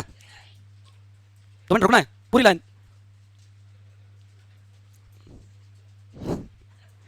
आप पहुंच गए कांड पे? आएंगे। अब एक भरतपुर, मेव किसान आंदोलन, करौली और छोटा सा मारवाड़, दो लाइन के क्वेश्चन है, उसमें मेन चीजें अपने को पढ़नी है। उसके बाद अपन प्रजामंडल के टॉपिक एक स्टेटमेंट है, वो मैं आपको लिखा के भेजूंगा जिससे कल दोबारा ना पढ़ाने पड़े, फिर सीधे अपन थ्योरी में चलेंगे। अरे कांड में लिखो, पहुंच गए कांड पे? कांड में लिखो, बीकानेर के 35 किसान शिकायत लेकर, बीकानेर के 35 किसान शिकायत लेकर बीकानेर राजा के पास जा रहे थे। किसान शिकायत लेकर बीकानेर राजा के पास जा रहे थे, जिनके साथ सामंतों ने, अरे छती लादी पूरी, जिनके साथ सामंतों ने कांगड़ा गांव में मारपीट की थी। सामंतों ने कांगड़ा गांव में मारपीट की थी। आज आप फुलपुर में पूरी रात भी पढ़ सकते हो फालतू, लेकिन ऐसे रिस्क नहीं लेंगे, रात की तो रिस्क लेनी नहीं। उसका क्या होगा, वो टेंशन में आ गया, ये क्या कह दिया देखो। तो कांगड़ा कांड है, कांगड़ा गांव बीकानेर में, गांव का नाम है कांगड़ा, तो कांगड़ा गांव में किसानों के साथ क्या की गई मारपीट, तो कांड बन गया कांगड़ा कांड। कांगड़ा कांड कब हुआ? 1940 में। कौन से किसान आंदोलन से संबंधित है? बीकानेर। अब इसमें इसका कोई क्वेश्चन इंपोर्टेंट नहीं है, लेकिन गंगा नहर के क्षेत्र के किसानों ने किया क्योंकि पानी की आवक कम थी, और गंगा सिंह ने वचन दिया था किसानों को कि मैं पानी लेकर आऊंगा और आपकी लागत भी कम करूंगा। उसने लागतें कम करी, लेकिन पानी जितना चाहते थे बीकानेर तक पहुंचा ही नहीं, सतलज नदी का, जिसके कारण सिंचाई जो उम्मीद कर रहे थे उतनी नहीं हो पाई, जिसके कारण लगान छूट देने के बाद भी किसान की स्थिति वही रही, क्योंकि उत्पादन ही नहीं बढ़ेगा तो टैक्स में कहां पैदा होगा। अब यहाँ जागीरी क्षेत्र में बात करें तो जागीरी क्षेत्र जागीर इलाके में 37 प्रकार के करते, जिनका जगजीवन चौधरी के नेतृत्व में 1937 में ताउसर गांव बीकानेर से आंदोलन स्टार्ट हुआ, जिस दौरान कांड प्रत्येक कौन सा? कांगड़ा कांड 1946 में। कितने किसानों के साथ मारपीट की गई? 35। अब इसके बाद आता दुधवा खारा। हाँ पीछे आने का कुछ तो है। अब देखो पड़ोसी, पड़ोसी इसलिए होते हैं कि काम चल सकता है। देखो दुधवा खारा आंदोलन, देखो आजकल दुधवा खारा का जो क्वेश्चन आ रहा है, पहले आता था दुधवा खारा किसान आंदोलन में नेतृत्वकर्ता कौन था? हनुमान चौधरी। अब नहीं आ रहा, अब क्वेश्चन क्या आ रहा है? दुधवा खारा के दौरान यहाँ का सामंत, ठिकानेदार या जागीरदार कौन था? सूरजमल। क्वेश्चन आ रहा है इस टाइम जागीरदार का। तो अगर मैं आपसे कहूं यहां आंदोलन का कारण अतिरिक्त कर यानी लागबाग और सामंती शोषण, सामंती शोषण, यहां नेतृत्व किया यहाँ का एक व्यक्ति था हनुमान चौधरी।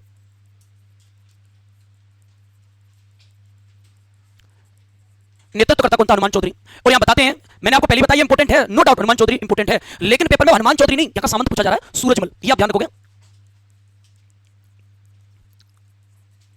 यहां का जागीरदार या ठिकानेदार था सूरजमल, जिसने यहां यात्राएं दी। यहां अगर हम बात करें तो सूरजमल जो था उसने यहां कृत्य इतने थे कि लागबाग अतिरिक्त कर वसूलने का जो नियम था, प्रावधान था, वो ये कह सकते जबरदस्ती वसूला जाता था, अत्याचार था किसानों पे। हनुमान चौधरी ने नेतृत्व आंदोलन किया, हनुमान चौधरी को डेली जेल में डाल देते, सुबह ले जाते, दूसरे दिन सुबह छोड़ देते, फिर 2 दिन का गैप देते, फिर 2 दिन बाद फिर उठा ले जाते, फिर छोड़ देते। ये भी परेशान हो गया, डेली ले जाते, परमानेंट डाल दो, छोड़ते क्यों? जब ले जाना ही होता है तो बताते उन्होंने भूख हड़ताल तक की मांगों के लिए, लेकिन इनका कोई सॉल्यूशन नहीं निकला, बार-बार छोड़ देते, कैद कर लेते। इसलिए आंदोलन चलता रहा जब तक कि शार्दुल सिंह राजा बनके 1947 में आंदोलन को पूरी तरह से खत्म नहीं किया गया। आपको फैक्ट याद करने, दुधवा खारा में हनुमान चौधरी और सामंत को ने बीकानेर का जागीरी क्षेत्र का नेतृत्व करता जगजीवन चौधरी, और वहां मैंने आपको बताया था कि वो जो क्षेत्र है बीकानेर में आंदोलन का जो स्टार्ट हुआ था 1937 का, ताउसर गांव बीकानेर का, ताउसर है कहीं दाऊदसर भी कहते हैं उसको गांव को, ठीक है, ये बीकानेर का हो गया। अब इसके बाद आता है मेव किसान आंदोलन। मेव किसान आंदोलन, इसमें केवल आपको नेतृत्व करता याद करना यासीन खां।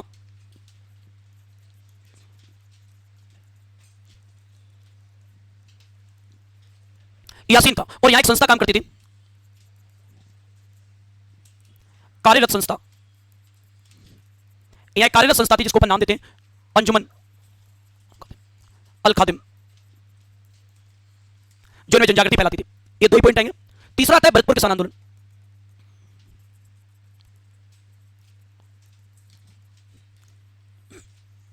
भरतपुर में एक चीज ध्यान रखोगे, भरतपुर में व्यवस्था थी लंबरदार व्यवस्था।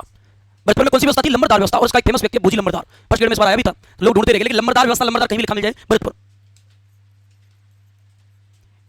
यहां पर लंबरदार व्यवस्था थी, और यहां नेतृत्व करता आंदोलन का बोजी लंबरदार। इसलिए देखो वैसे तो 1928 के आसपास स्टार्ट हुए है ना, लेकिन आपको डेट इसलिए नहीं लिखा रहा है, मैं कोई मायने नहीं रखता, जो डेट मैंने आपको रटाई है ना वो डेट मायने रखती है, इसमें केवल नेतृत्व करता पूछा जाता है। अच्छा जंगली सुअरों पर, जंगली सुअरों के कारण आंदोलन कहां हुआ था? दिल्ली में। वगैरह दिल्ली, बूंदी में। अरे झंडू बूंदी में कब हो गया? अच्छा कहां हुआ था? अरे कोई बात नहीं, कहां हुआ था?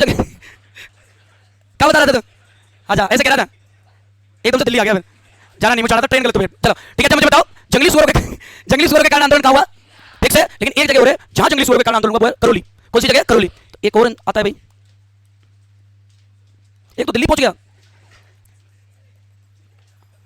ये बहुत टाइम है जब रात स्टार्ट हो रही है, दिन खत्म हो रहा है, दो चीजें मिक्स हो रही, तो नींबू चाना दिल्ली में खुद ही चला जाएगा ऐसे टाइम में। तो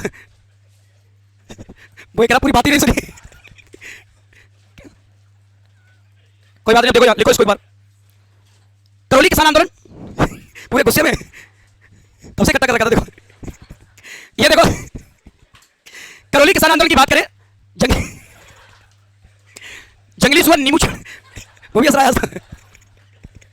वो तब से जब इसलिए नहीं ऐसा क्योंकि उसी के ऊपर बात थी, वो वेट कर रहा था किसी और पे तो जाए। आंदोलन का कारण दो जगह जंगली सुअरों से रिलेटेड, एक तो नींबू एक करौली। आंदोलन का कारण जंगली सुअर, और यहां दो नेतृत्वकर्ता याद करने, इसे बड़ा नहीं आता क्या? नेतृत्वकर्ता एक तो पूर्ण सिंह है, जिसे पूर्णमल भी कहते थे, और पूर्णमल पेपर में नहीं आया कभी। पूर्णमल के साथ कुंवर मदन सिंह था, पूछा गया करौली में किसान आंदोलन का नेतृत्व करता कौन था? मदन सिंह। तो पूर्णमल अपन दोनों को पढ़ेंगे, ठाकुर पूर्णमल और कुंवर मदन सिंह। कुंवर मदन सिंह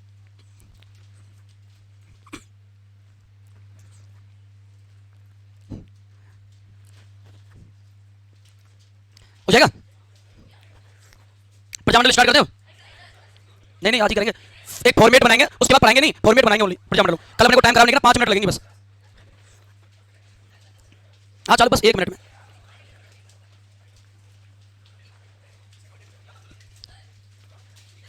जंकात नहीं, जकात, जकात वो टैक्स का नाम है। हाँ टैक्स का नाम है जकात। देखो एक बार खड़े हो ना, आप खड़े हो जाओ, बाहर यहाँ बैठता है उसको बुला लो एक बार। मारवाड़ नहीं करवाएगा भाई, 2 लाइन का मारवाड़ है बस। गीत गा दें? अरे कुछ नहीं है गीत में। देखो मारवाड़ किसान आंदोलन,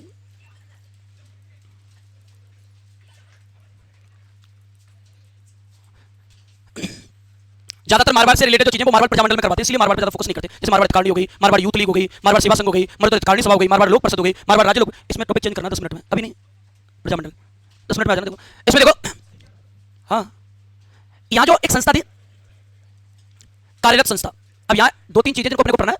ये कार्यरत संस्था मारवाड़ कारणी सभा, एक ही संस्था इसलिए ला रहा हूं मैं क्योंकि अपन प्रजामंडल पढ़ने वाले, उसमें संस्था वापस आएगी, क्योंकि एक ही मारवाड़ किसान आंदोलन भी तभी हुआ, प्रजामंडल आंदोलन भी तभी हुआ।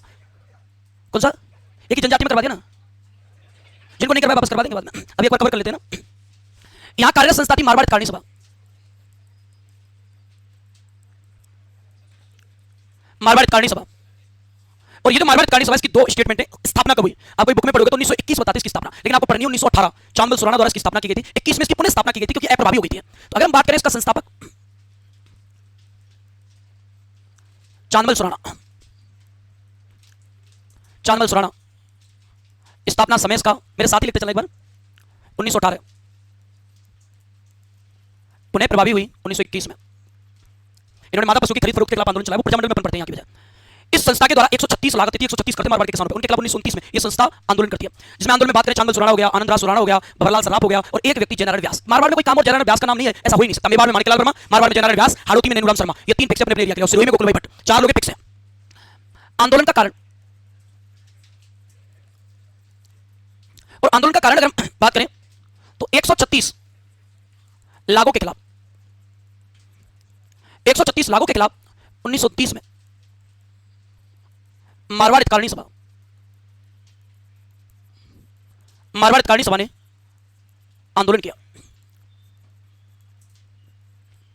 मारवाड़ कारणी सभा ने आंदोलन किया 1929 में। यहां क्या हुआ था? आंदोलन बहुत प्रभावी हो रहा था। और यहां नेतृत्वकर्ताओं की अगर हम बात करें तो आप ध्यान रखोगे, इसमें जयनारायण व्यास, जयनारायण व्यास, भवरलाल सराफ,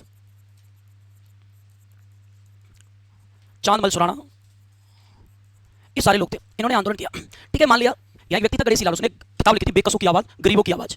तो यहाँ पर इसलिए कम पढ़ाते हुए प्रजामंडल का इंटरेस्ट पूरे कम हो जाता है। इनको आंदोलन की रूपरेखा में जब ये बहुत ज्यादा प्रभावी हो रहे थे तो सरकार ने कैद करके नागौर जेल में कैद कर दिया। ये क्या है? कोई बात नहीं, सारे काम हो रहे हैं, इधर कुछ हो रहा है, इधर कुछ, तेरा भी सही है। देखो सरकार ने इन्हें नागौर जेल में, लेकिन आपको पता है समझौता हुआ था, गांधी समझौता। ये आंदोलन स्टार्ट देखो कब की बात है? तो 1929 के बाद की तो बात है, 1929 में आंदोलन हुआ था, उनको नागौर जेल में कैद कर दिया, लेकिन गांधी ने समझौता हुआ था 5 मार्च 1931 में। उसमें गांधी जी ने मांग की थी कि मेरे जितने भी कैद नेता हैं उन सबको छोड़ दिया जाए, और इस गांधी समझौते के तहत सारे के सारे राजनीतिक लोगों को छोड़ दिया गया, उन्हें ये भी छोड़ दिया 1931 में रिहा कर दिया। हमें कोई लेना देना नहीं, उससे इतना मैटर नहीं करता, लेकिन बाहर आने के बाद आंदोलन में कूद पड़े। अब दो चीजें थी, हमें सरकार क्या करती थी, सरकार अपने लोगों को ही खुद के विरोध में कर दे, यानी किसानों में से किसी व्यक्ति को उठाए और किसानों के विरोध में कर दे, तो सारा सोल्यूशन हो सकता है। तो इन्होंने क्या किया, मारवाड़ किसान सभा की स्थापना की 1941 में। और मारवाड़ किसान सभा क्यों बनाई गई, क्योंकि ये संस्था ये प्रभावी हो जाए, इसका प्रभाव खत्म हो जाए, किसान जो इस संस्था की वजह संस्था को ज्वाइन कर ले। वो सरकार का एक मनगढ़ंत एक ढोंग था, एक योजना थी कि सारे किसान से जुड़ जाए और हमारे लिए काम करेगी, जिससे हम पूरी तरह से गाइडेंस उनकी दिशा चेंज कर देंगे आंदोलन की। अब पेपर में क्वेश्चन कौन सा आता है कि मारवाड़ किसान सभा का अध्यक्ष किसे बनाया गया, पेपर में आता है ये क्वेश्चन। तो अगर मैं बात करूं इसको दूसरी दिशा में ले जाने के लिए, संस्था स्थापना की ये सरकार द्वारा, उसकी योजना थी, और संस्था स्थापना की मारवाड़ किसान सभा, किसान सभा 1941। आपको केवल क्वेश्चन एक याद रखना है, मारवाड़ किसान सेवा का अध्यक्ष यानी संस्थापक किसको बताया गया या संगठन करता, बलदेव मृदा। पूछा यही जाता है, बलदेव मृदा। बलदेव मृदा को इसका बनाया गया था प्रमुख मुखिया। ये इनको मोटिवेट करेंगे, इनको गाइड करेंगे, लेकिन मंगल सिंह कछवा को इसका अध्यक्ष भी बनाया गया था। लेकिन दोनों ऑप्शन में मंगल सिंह कछवा और बलदेव मृदा, तो पहला आंसर बलदेव मृदा जाएगा। मंगल सिंह कछवा, मंगल सिंह कछवा। दो घटनाएं मारवाड़ में, एक है चंडावल कांड और एक है डावड़ा कांड।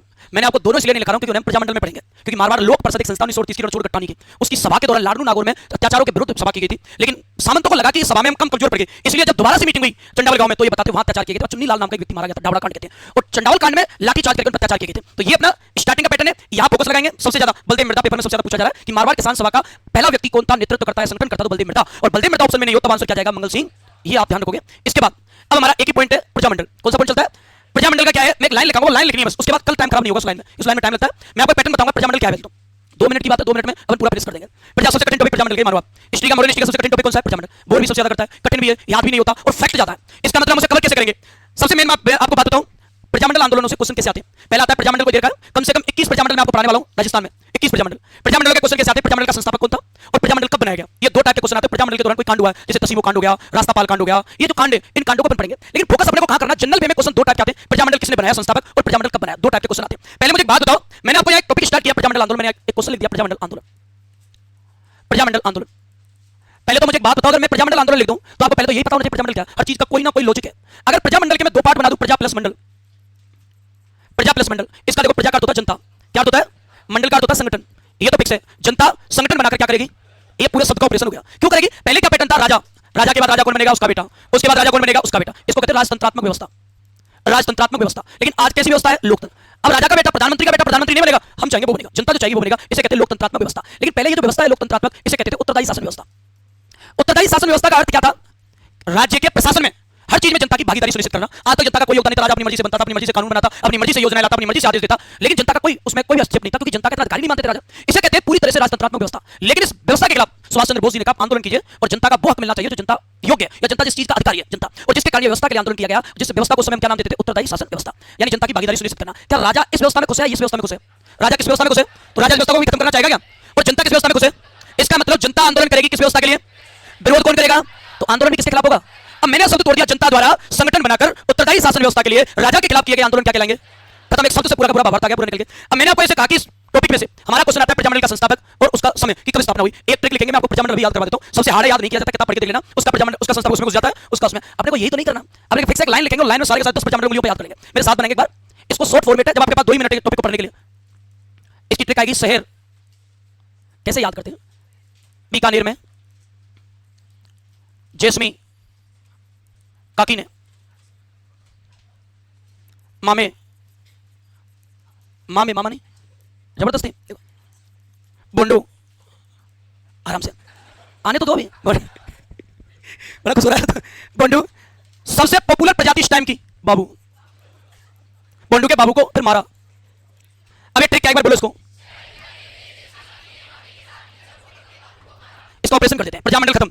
एक ही ट्रिक में हमें पहला फोकस करना है संस्थापक, सारे लोग ऊपर देखो पहले, संस्थापक। अरे अरे क्या क्या मैं बोला ऊपर देखो, क्या क्या क्या तेरा सिस्टम इधर उधर तो नहीं हो गया कि जाके चेक करना। देखो एक बार, अपने को फोकस करना संस्थापक पे और समय पे। पहला शब्द शहर का ऑपरेशन कर दो, शहर से बनाएंगे सापरा।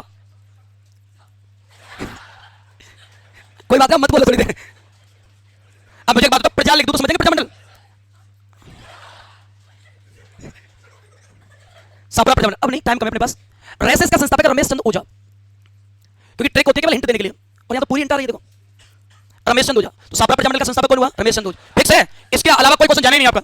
इसके बाद आता है बीकानेर, ये पूरा शब्द साथ में लिखा हुआ, तो बीकानेर से तो सीधे सीधे बीकानेर बन गया, बीकानेर प्रजामंडल, और में से बनेगा मेघाराम वैद। तो बीकानेर प्रजामंडल का संस्थापक कौन हुआ? मेघाराम वैद। जैसमी का ऑपरेशन करेंगे तो जैस से जैसलमेर, जैसलमेर प्रजामंडल। संस्थापक मी से मीठालाल, मीठालाल व्यास। आगे काकिया, काकी को उल्टा कर दो किशनगढ़, किशनगढ़ प्रजामंडल, और का से बनेगा कांतिलाल, कांतिलाल चौथाड़ी। इसके बाद आता है मामे, मेवाड़, मां से माणिक्यलाल वर्मा, माणिक्यलाल वर्मा। बुंडू डूंगरपुर प्रजामंडल, बोगीलाल पांड्या। अब बाबू का ऑपरेशन कर दो, बांसवाड़ा, भूपेंद्र नाथ त्रिवेदी। अब इसको आगे देखो एक बार सारे लोग, ऊपर नहीं आगे, ऊपर देख रहे हैं आगे देखो, ट्रिक क्या है भाई? कौन मरा है? एक प्रजाति जा रही है। अब जैसे मान लो कोई मरता है तो गांव में पूछते नहीं कौन मरा, कब मरा, तो आप बता दो जब मरा, बाबू मरा। तो ऐसे करके इनसे क्वेश्चन पूछा गया तो उन्होंने बताया जब, कब और कौन। इस ट्रिक को आगे बढ़ा देते हैं। जैसे बनता है जयपुर प्रजामंडल, और वैसे बनता है बजाज, बजाज यानी कि जमनालाल, जमनालाल बजाज। इस वैसे बनता है बूंदी प्रजामंडल, और कैसे बनता है कांतिलाल। अब देखो यहां एक जो कंफ्यूजन है वो क्या, किशनगढ़ देखो एक बार, किशनगढ़ का संस्थापक देखो कौन है, और बूंदी का भी कौन है? कांतिलाल। वहां अंतर करना है चौथानी और एक जैन, जैन होगा तो बूंदी का, चौथानी का किशनगढ़ का। इससे बनता है कोटा, और नए से बनता है नैनूराम शर्मा। ये 10 प्रजामंडल याद हो जाते हैं जिनमें अपने को ज्यादा कोई मेहनत ही नहीं करनी। अब मुझे बात बताओ, सापरा प्रजामंडल का संस्थापक कौन है? बीकानेर का, जैसलमेर का, किशनगढ़ का, मेवाड़ का, डूंगरपुर का, बांसवाड़ा का, जयपुर का कौन है? बूंदी का कौन है? कोटा का कौन है? ये 10 प्रजामंडल जो आप आराम से याद 2 मिनट में याद कर सकते हो संस्थापकों को। अब इनकी टाइमिंग, अब इनको बना लो एक बार सारे लोग। ये 1938, 2 टाइप है इनको याद कराने, 1931 के एक साथ लिखा दो, 1934 के एक साथ लिखा दो। 1931 में पहला प्रजामंडल जयपुर बना, और लास्ट का बना झालावाड़ 1940 में। तो 31 से 40 तक क्रम लिखाते हैं। वो क्या हार्ड पड़ता है, थोड़ा आपको ज्यादा फोकस करना पड़ता है। यहाँ आपको एक लाइन याद करनी है बस, सारा का सारा मैट्रिक क्लोज हो जाएगा। बीकानेर बनाया गया था 1936 में, जैसलमेर 1945 में, किशनगढ़ 1939 में, मेवाड़ 1938 में, डूंगरपुर 1944 में, और बांसवाड़ा 1943 में।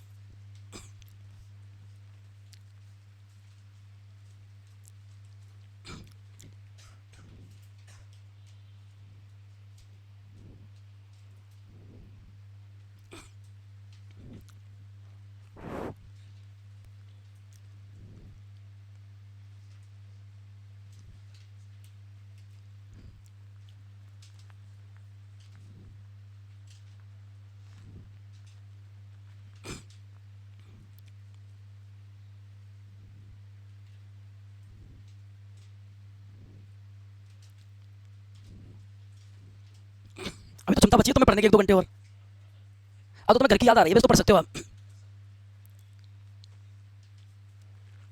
बोर थोड़ी हो गए।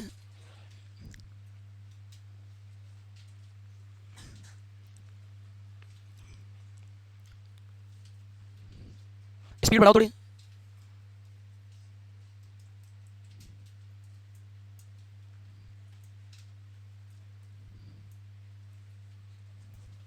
चले, अरे कितने पेन लिया, सबको समेट लाएगा घर से।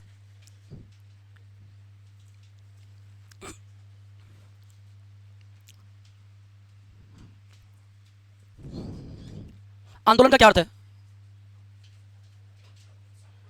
विरोध।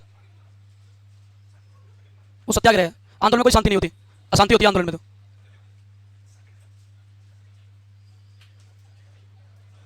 हो गया ना?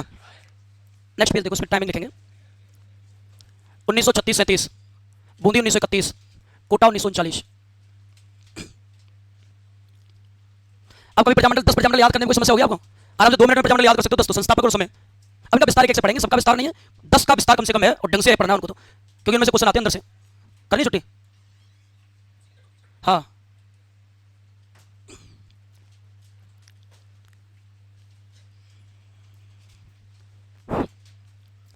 अरे बन होगा, इसमें तो ज्यादा टाइम लगना ही नहीं है, ऐसी जगह पे टाइम लगाते लगाना नहीं है।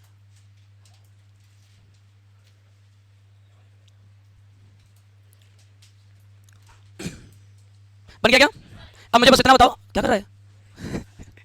प्रजामंडल आंदोलन क्यों किए गए, क्या कारण है? उत्तरदायी शासन व्यवस्था के लिए राजा के खिलाफ जनता द्वारा किए गए आंदोलन। ट्रिक क्या है? ट्रिक क्या है? समझ में नहीं आया, अब की बार बोलो। जब कब कौन कहां कब लिखवा दिया कौन सा तो बाकी कब पढ़ेंगे?